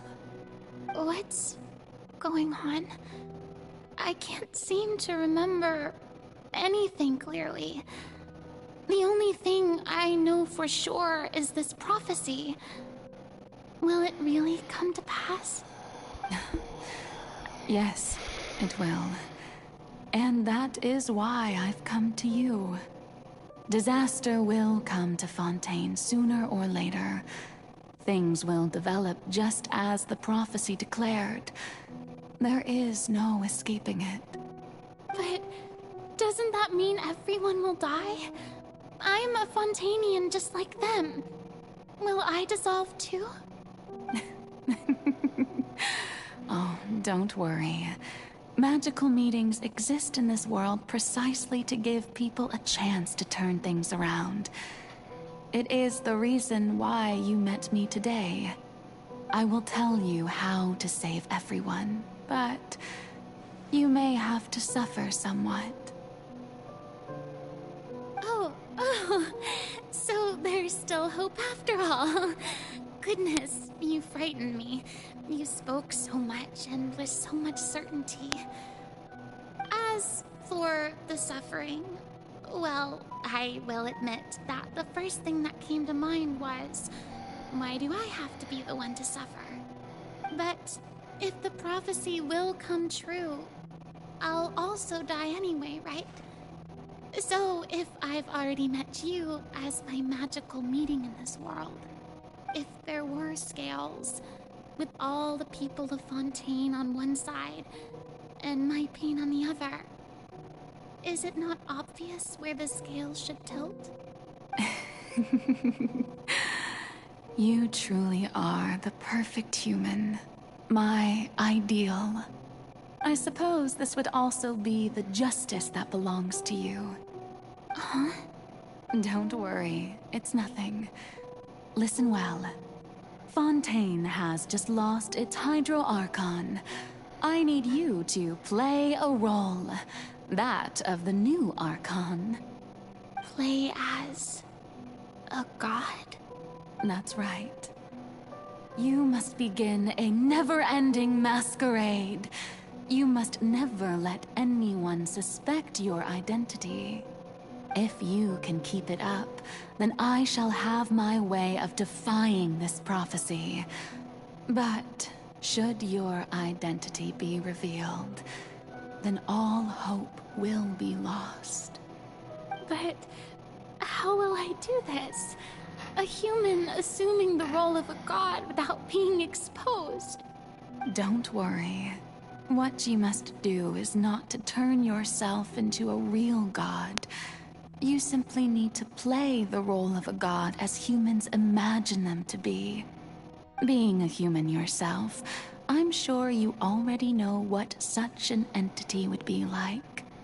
Remember, Your true challenge will not be pursuing divinity, but contending against humanity. I'm still not sure I understand, but I'll try. I'll try to do this. So, how long am I going to have to play this role? To accomplish this mission, you will have to stay on the stage for many, many years. You will endure and not grow old until your task ends. But I promise you, all will eventually end in a magnificent and dramatic trial, and everyone will be saved. A trial? Huh. How exciting. I'll be looking forward to it.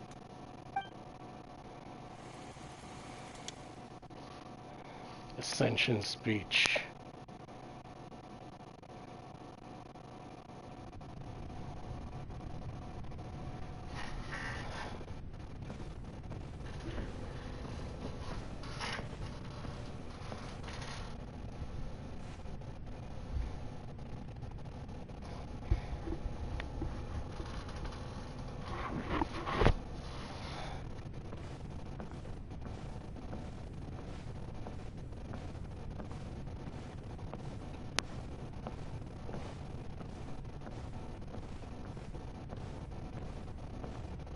I was trying to do that elegantly, but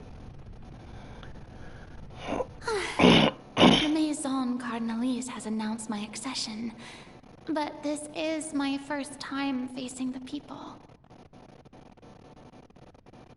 What should I say to most appear like a god?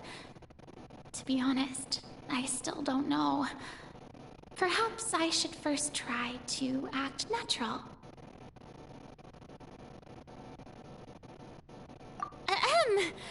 Ladies and gentlemen, good evening, and welcome to the Opera Epiclese. I'm sure you've all heard about how I have taken on the role of Hydro Archon. Indeed, I am Furina de Fontaine, your new Archon. In truth, I know little about becoming a nation's new god, but it will be my honor to guide you all. As the god Focalor, the god of justice, I shall do all within my power to lead you into an age of fairness and justice. Once again, thank you all for coming. If you should have any questions or suggestions, please send them to the Maison Cardinalise.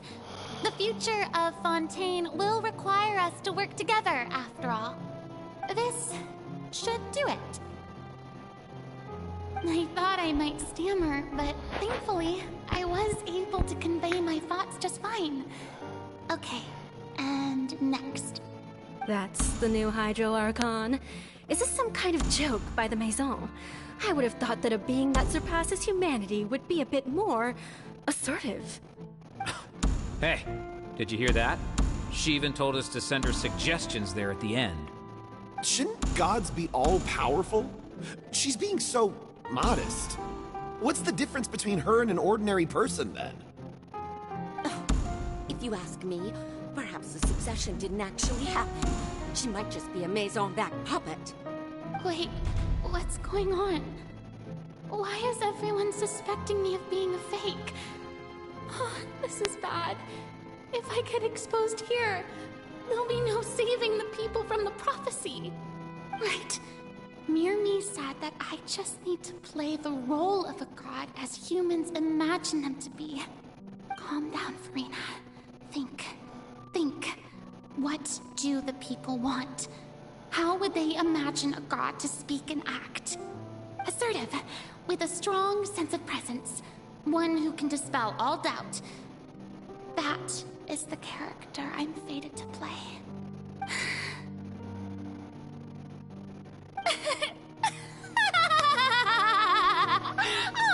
Oh, very good, my people. Only ones such as you are deserving of my rule. Now, I was wondering if some weak puppet were to one day come onto the stage and claim ownership of this opera house, would the children of Fontaine follow them?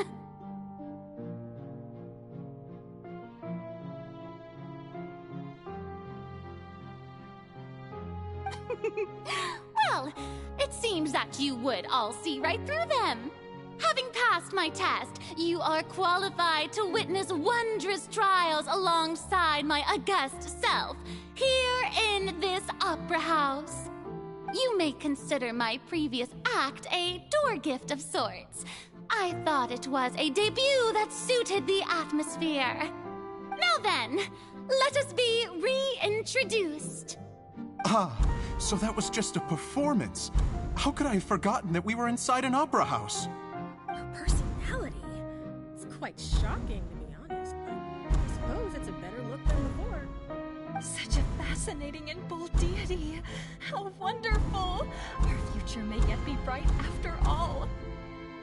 It seems I've turned them around. Best follow this flow and restart my accession speech.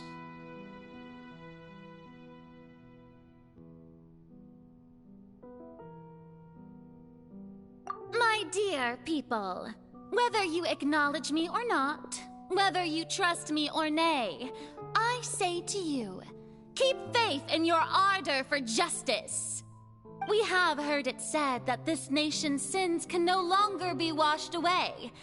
Well, I say that justice is most fragrant when it blooms amid sin.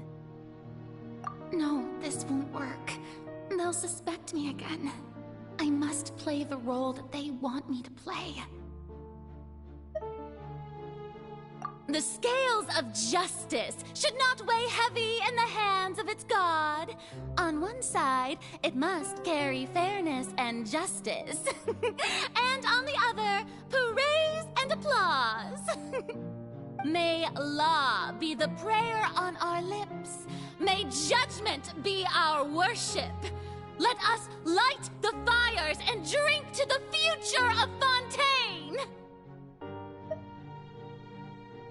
There is no trouble in this world that justice cannot solve. All that is needed is for you, my people, to believe in it, heart and soul. So long as I, the Archon Focalor, stand within the Opera Epiclese, so long as I stand before the Oratrice, I shall even judge the gods of this world!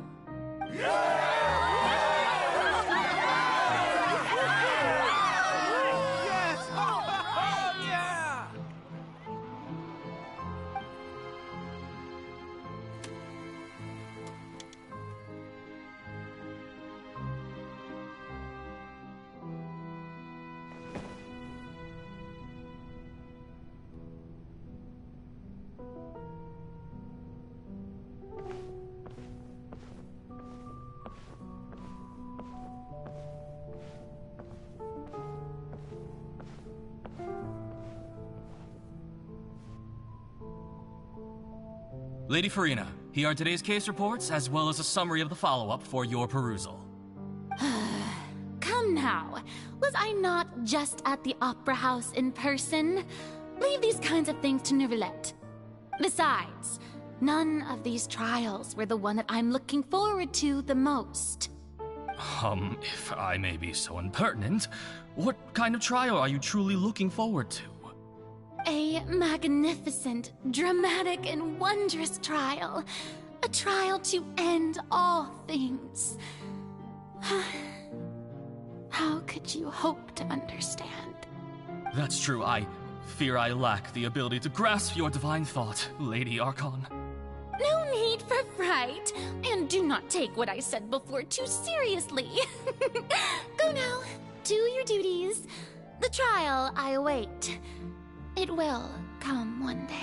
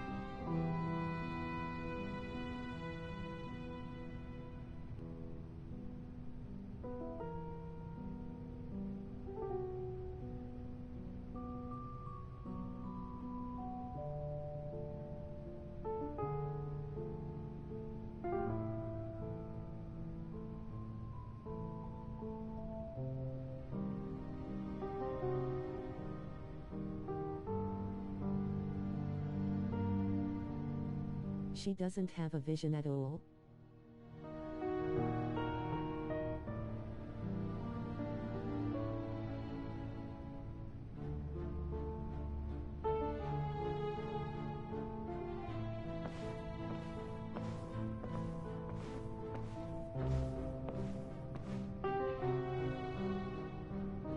Lady Furina, I don't know what to say. Thank you for agreeing to see me. No need to thank me. Or rather, thank your own sense of perseverance instead. Long have you stood in line to meet me, have you not? Oh, I'm afraid that's just an inevitable consequence of my divine charm. All right, Deoteria, is it? How is your son's illness? You remembered me, and you knew of my family, too. He is doing much better now. In fact, he is far more of an ardent believer than I. He was the one who forced me to seek an audience with you, and to bring your words back to him. She has a vision. Good. Very good. If this should happen again in the future, please do not hesitate to come and tell me. Going down to citizens' homes every so often, while not usual practice, should serve as a fine change of pace. You're such a gentle and wise god. Thank you once again, on behalf of my son.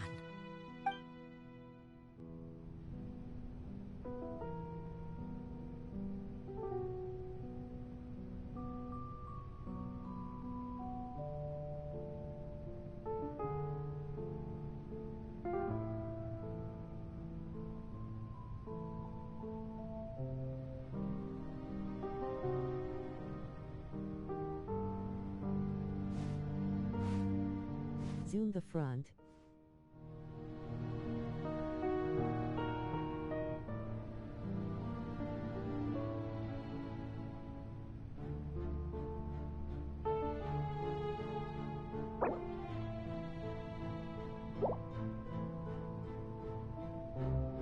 Leon.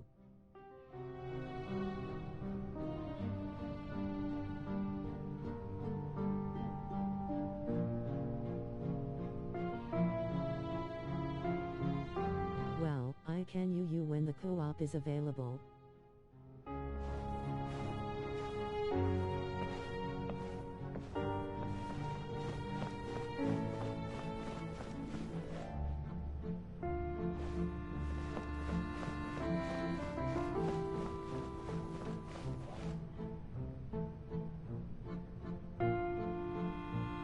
On the blue ribbon it should be.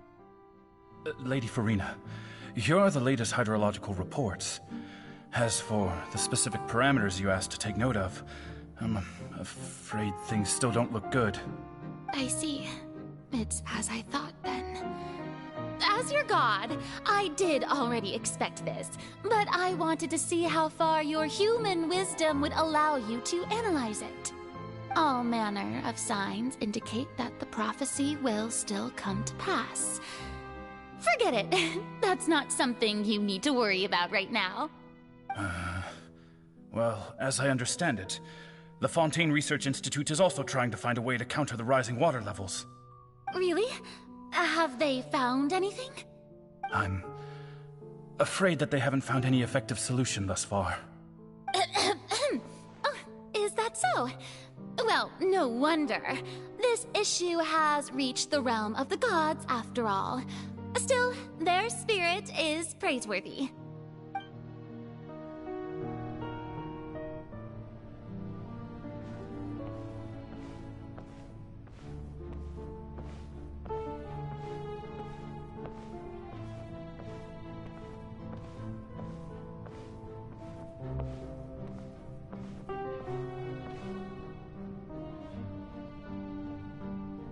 The day is finally over.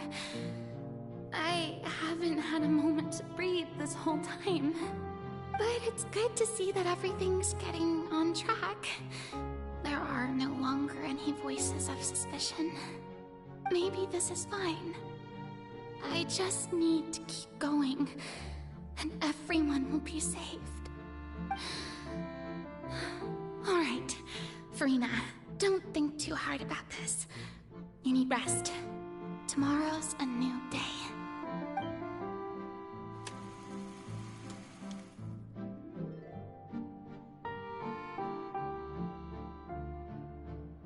Lady Furina, here are the new trial reports for the latest cases, as well as a summary of the follow-up. There'll be no need for that. I've seen them already. There's no need to go back over scenes I've witnessed in person before. Lady Furina, I've waited so long for this chance to see you in this manner.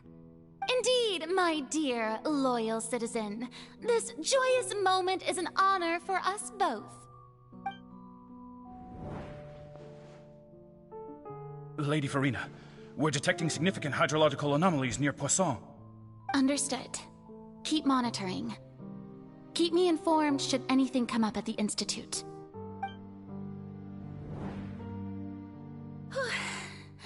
I don't think I let anything slip today. I must show the people that there is nothing to worry about. I just don't know when these days will end. I feel utterly exhausted. Best to rest early today, too.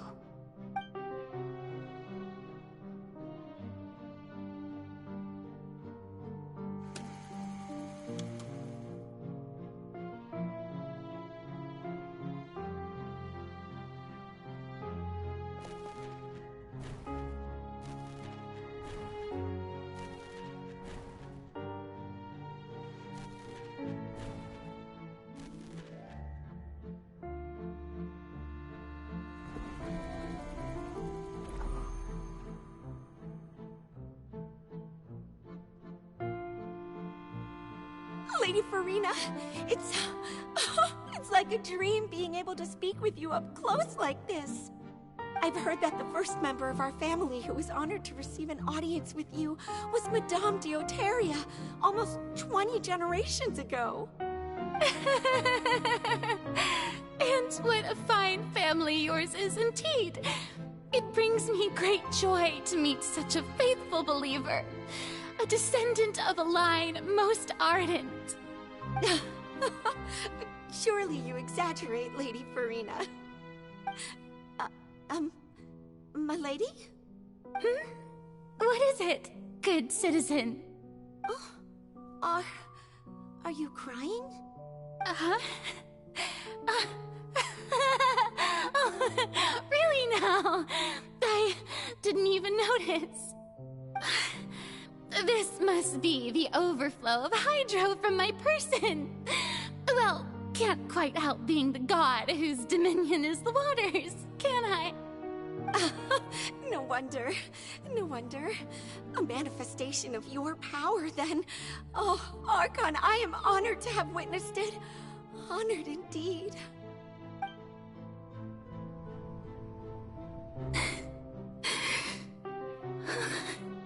So interminable. So lonely. Just how much longer? Hundreds of years must have passed by now.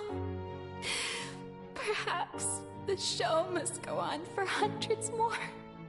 I never imagined that it would hurt so much. Have I reached my limit? No. Perhaps I reached it long ago. Today I didn't even notice my own tears. I want to tell someone, anyone, about this. But would that not destroy all I've done so far? I've conducted so many investigations across the centuries, but there's not even a sliver of hope that we might break the prophecy. All I can do is keep heart. I must maintain this act. It is the only way to save Fontaine. Please, mirror me. You have to succeed.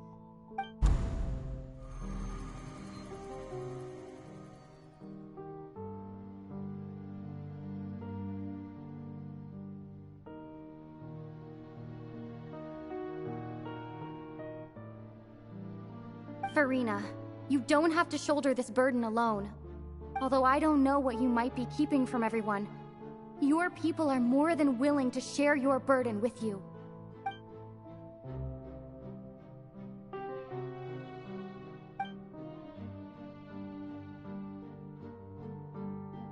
Share my burden. That's impossible. It was fated right from the start that this would be my duty alone. But even if your burden doesn't need to be shared, you can still choose to confide in someone. Just share it with me. I'm what you'd call a witness. A witness? Yes, I've heard that you came to Tevat from beyond the stars, yes. In other words, you never belonged here. And if Tevat is, in its entirety, a show on a stage, then you're just a spectator, aren't you? If that's the case... She's right. I could confide in her, couldn't I? But if things don't play out as expected, the people of Fontaine will be the ones to pay the price. No, Furina. You shouldn't be selfish. But what if it's really alright? Furina, you've worked so hard for so long. Surely it would be okay to put yourself first for once. Just this once. Is it such an outrageous thing to do anyway? To find someone in whom you can confide your frustrations and sorrows? Surely it could not hurt. If you let this opportunity slip through your fingers, it might never come by again. Think about it long and hard.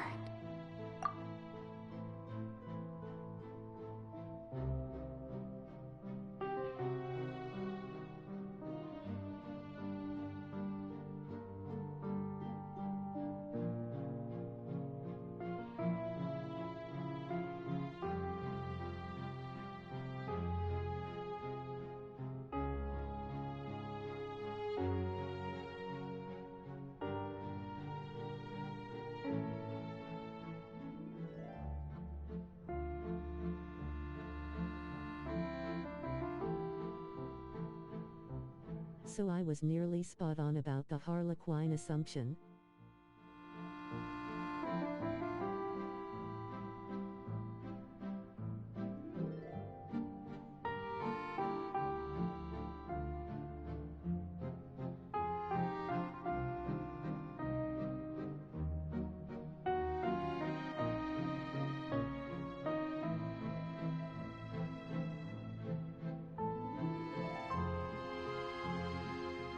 LOL, do tarot now.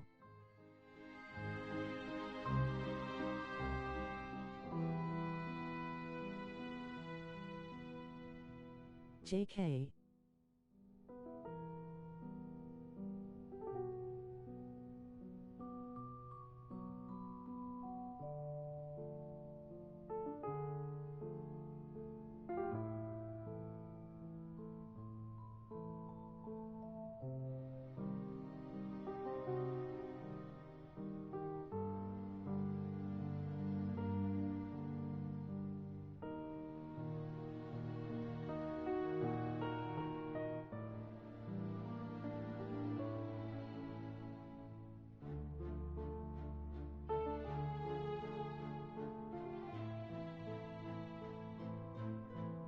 She was feigning being a buffoon, but it was intentional.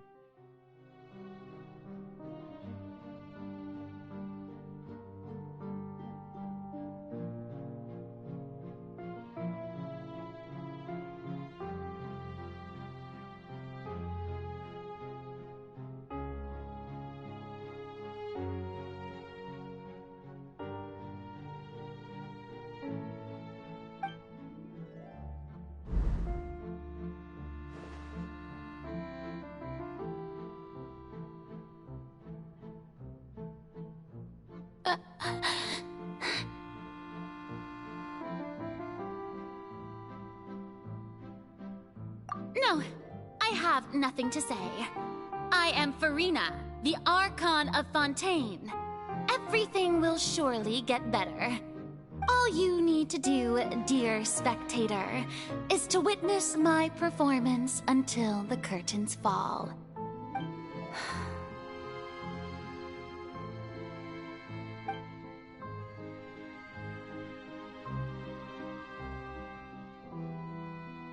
Fine.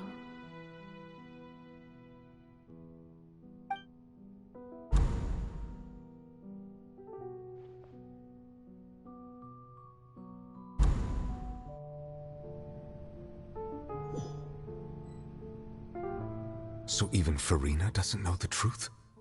You've never once let her in on the full plan? Yes, it had to be done.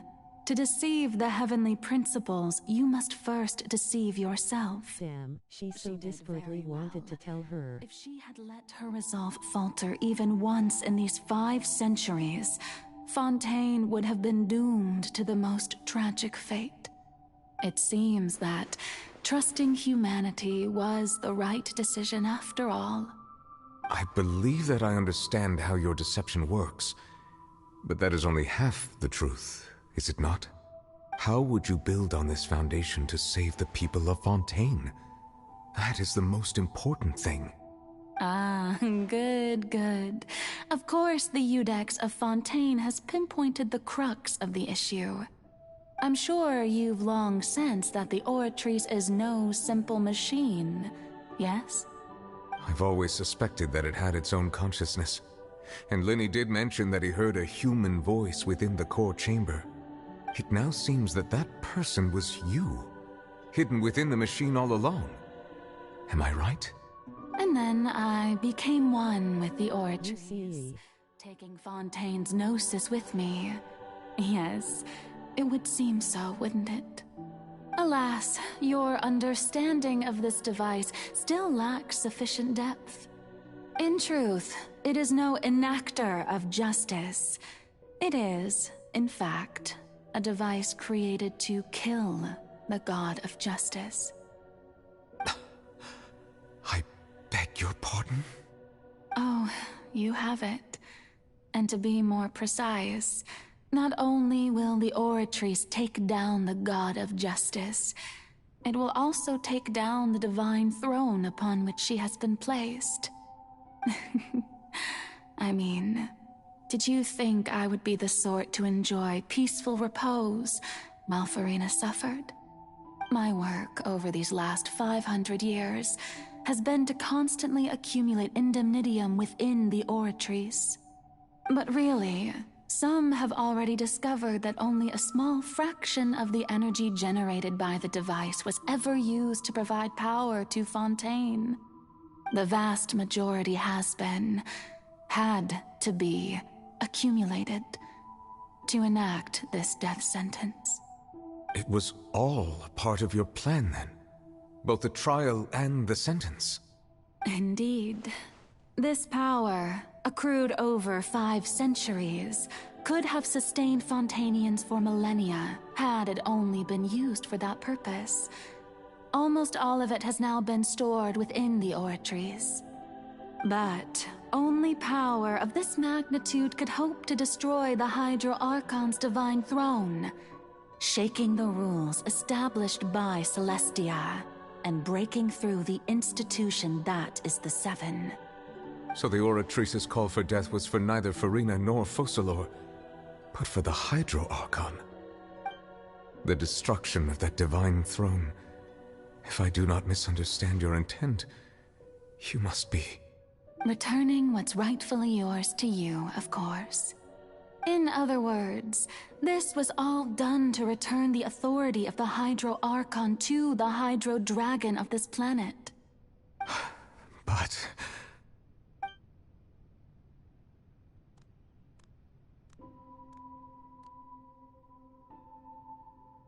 Oh, what? Getting sad again, are we? The authority of the ancient dragons shall soon be yours once more, O Hydro Dragon Sovereign. And this is the face you make. all you've done throughout the years, is just so you can sacrifice yourself at the very end. I've never quite seen it that way, you know. Even now, I'm quite pleased at how well my deception worked.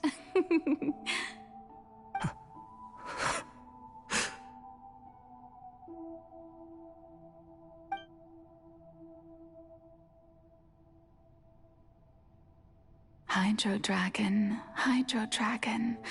don't cry. I must say, had it been within my rights, I would have loved to judge the heavenly principles themselves. Were they not guilty of essentially the same crime? Egeria stole the power of the primordial sea, and the heavenly principles stole the power you ancient dragons possessed. I, for my part, am the god of justice. And is it not just that your original powers should be returned to you? Speaking of justice, I have always believed that justice lies in the process of pursuing human existence itself. So, if the theft of the primordial sea's might was Fontaine's original sin, then, leaving matters of procedural right and wrong aside, the descent of the Fontainians as humans and their right to exist in this world would be Fontaine's original justice. In other words, existence was Egeria's justice, and to me, justice is the continuation of that existence.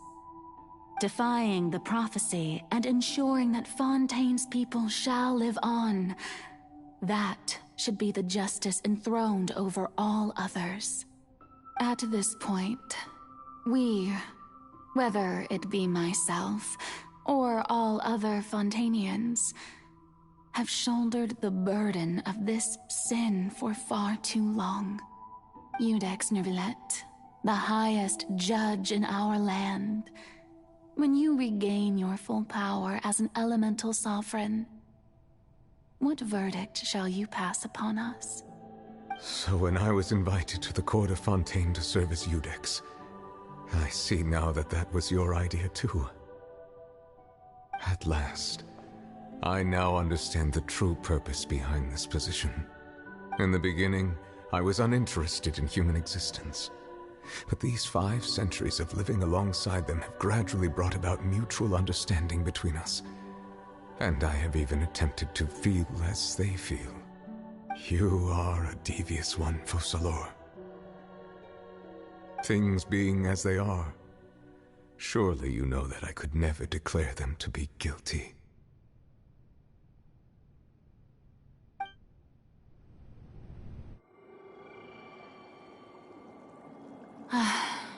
The hour of my execution is almost here. For the sinner, the curtain call has come. I know I may not sound it, but faced with death, I find myself a little afraid. Perhaps this is one thing both gods and humans have in common.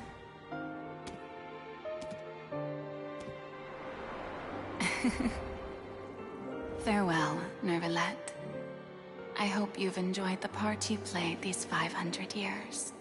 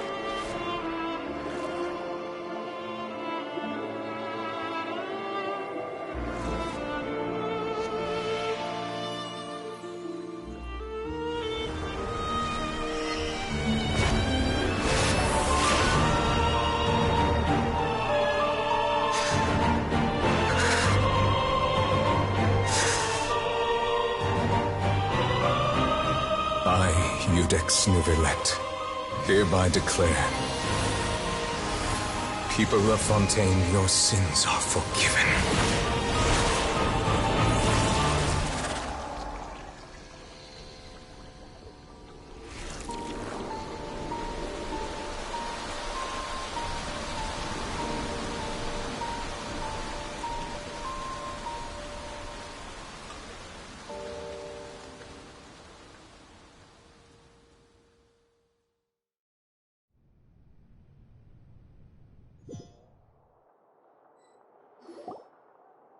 Mega Ultra Dam. What just happened? Has the death sentence been carried out? Was that bright light some sort of misdirection? I have a feeling that something huge just happened. But since we're all still alive and haven't been dissolved, I assume whatever happened was good for us. It's time to end this. We must mete out punishment to that beast. Didn't you say just a moment ago that it can't be defeated? I have gained the strength sufficient to deal with it. Through certain means, I now have the ability to separate the power of the Primordial Sea from that creature. We should seize the opportunity to pursue our quarry. Traveler, now that the oratories can no longer function, I require an executor to help me mete out justice. The root of the calamities befalling Fontaine, the beast that enacts the prophecy. Its name is the all-devouring narwhal. Come with me, traveler. The hour of execution has come.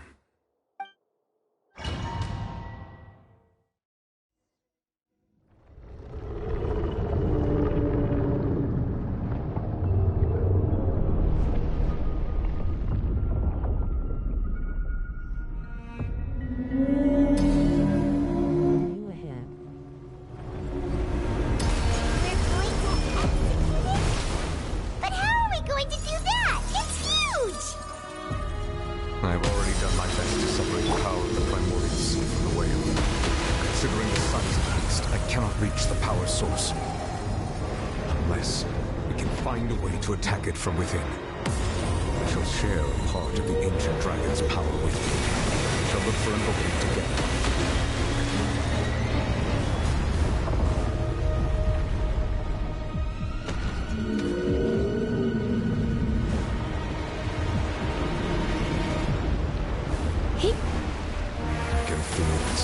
Turning into us. Be careful.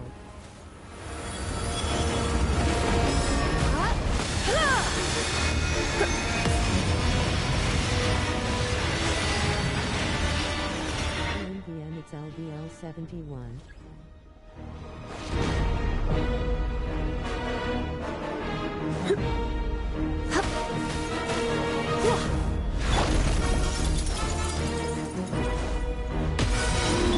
All-devouring narwhal cannot resist its instinct to devour. Continue to trigger its hostility, and a chance will present itself.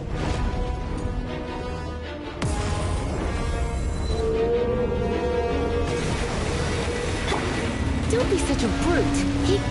The all-devouring narwhal cannot resist its instinct to devour.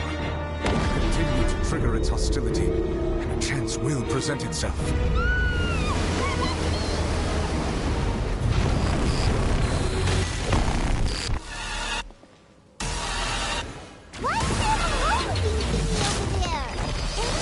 You should be careful.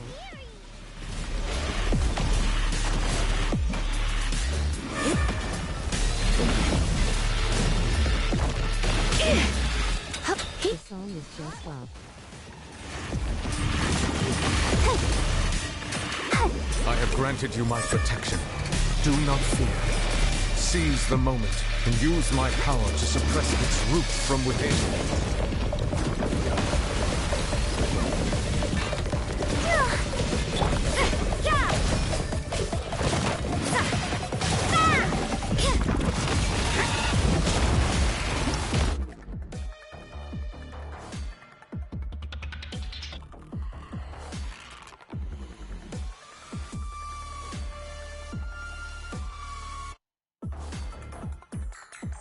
I wish it let me pick out my characters first.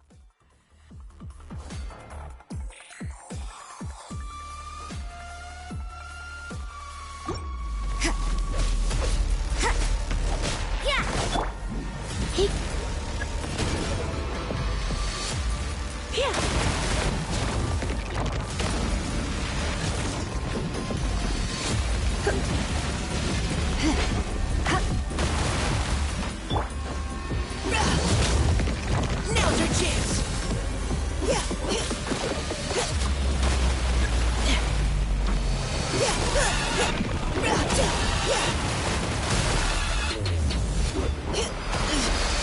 Manifest the authority of the ancient dragons. Witness the might of the primordial sea.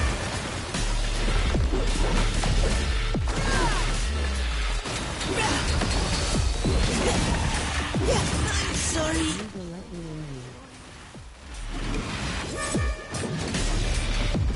Let's dance.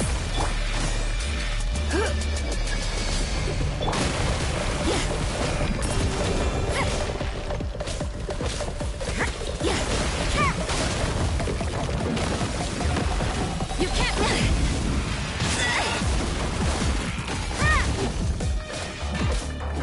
Overpowered.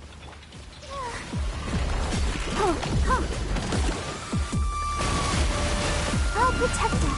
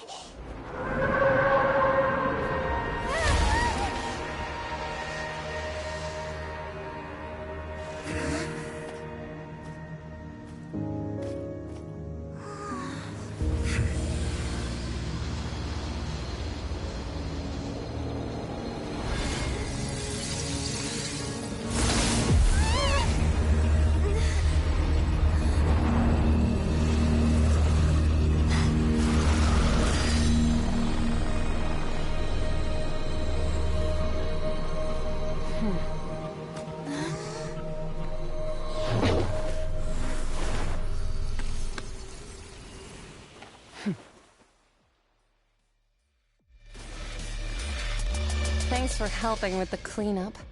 It should have been my job, but... oh well. It was just supposed to be a short private training session for me.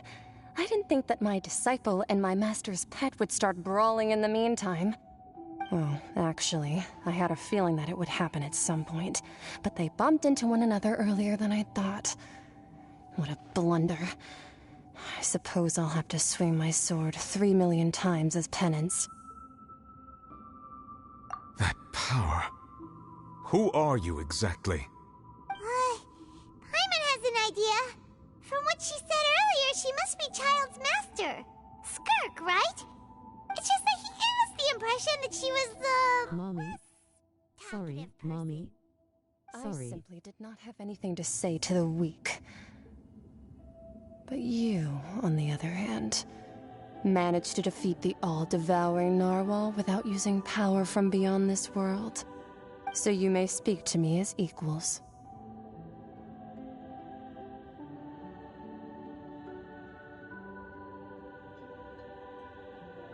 I have to agree. It's a strange use of a planet's primordial waters just to raise an all-devouring narwhal. That kind of power is wasted on it. It's not cooperative. It eats too much. And I have more important things to do with my time than pet sitting. The only thing that creature has going for it is its looks. All in all, it fails as a pet. Miss Skirk? I think you might have missed the point. The point being? Well, being that this pet almost destroyed an entire nation. So what sort of person is your master? Well, Child's master's master. Wait, is that right? Oh, right. So you don't know him. Sorry, I assumed you did. His name is Sir Tologi. Huh? I am unfamiliar with that name. Huh. So Master isn't sufficiently famous. How should I describe him then? Have you heard of the name The Fowl? The Fowl? Still nothing? Well, how about the Visionary? Vetterfalnir then? Or Gold Rhine-daughter? Ooh, that one we've heard! Rhine-daughter's part of the Hexen Circle. She's Albedo's mom, right? Oh, so you do know that name. To be honest, I also heard all of those names and titles from my master. I don't actually know them either. But I suppose you understand now, yes? My master is likely a similar sort to Rhine-daughter. They are both pursuing some form of perfection. Wait! Didn't you also mention a visionary person? Paimon didn't quite catch their name. Actually, never mind that. I believe it expedient to inform you that the all-devouring narwhal used up nearly all its strength fighting you. Such roiling hydro energies will prove difficult for the planet's deep seas to digest. As such, the fontaine back on the surface has most likely been thrown into chaos. In other words, the prophecy that you've been fretting over should now be in full swing. What?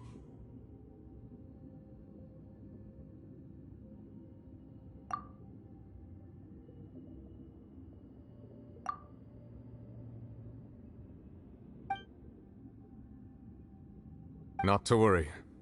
Focalor has already managed to deceive the heavenly principles.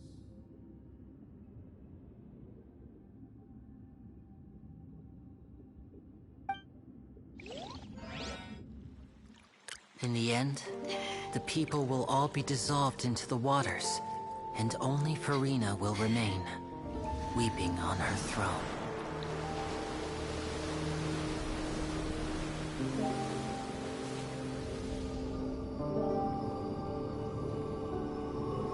Only then will the sins of the people of Fontaine be washed away.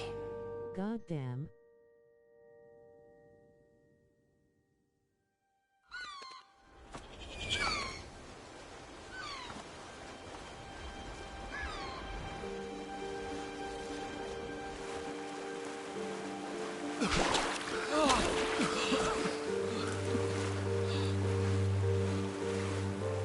Hey! Help! Over here!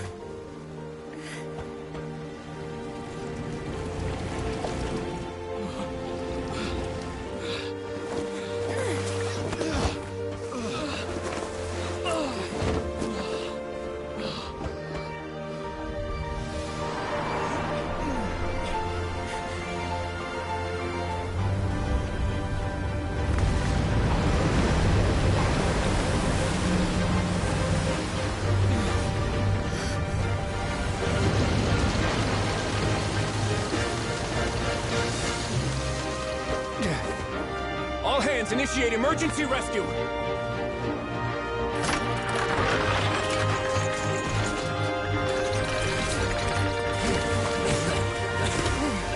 Hurry!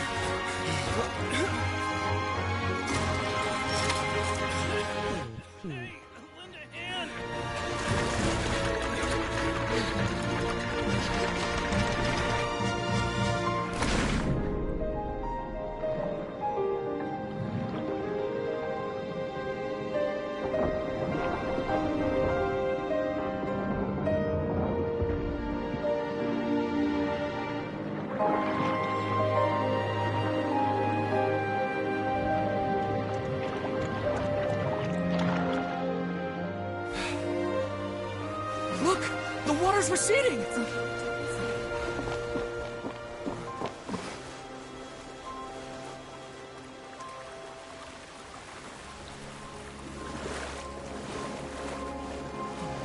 It's a miracle! Water's receding.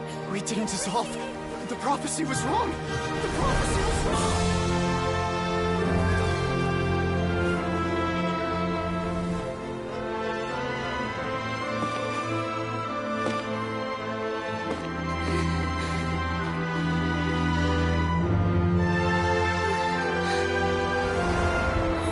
Are you alright? We're safe.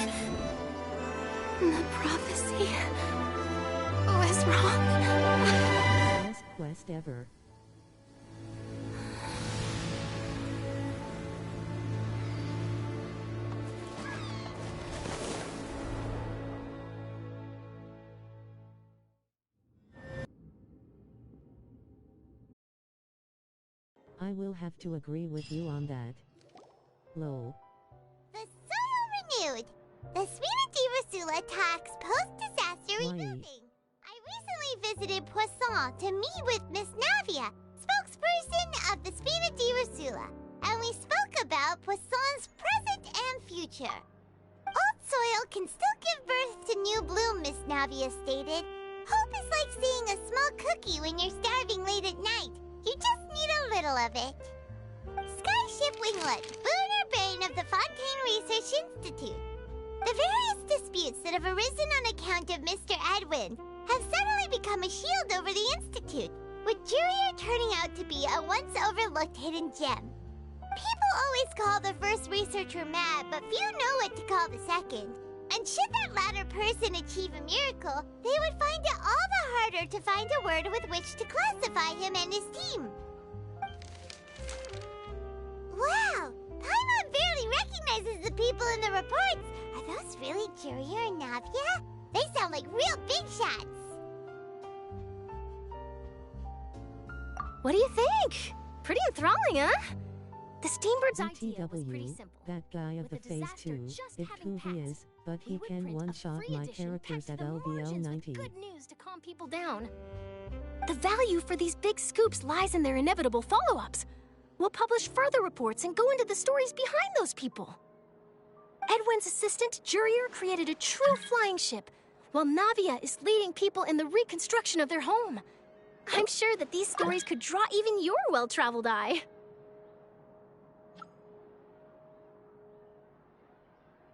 Paimon's curious too!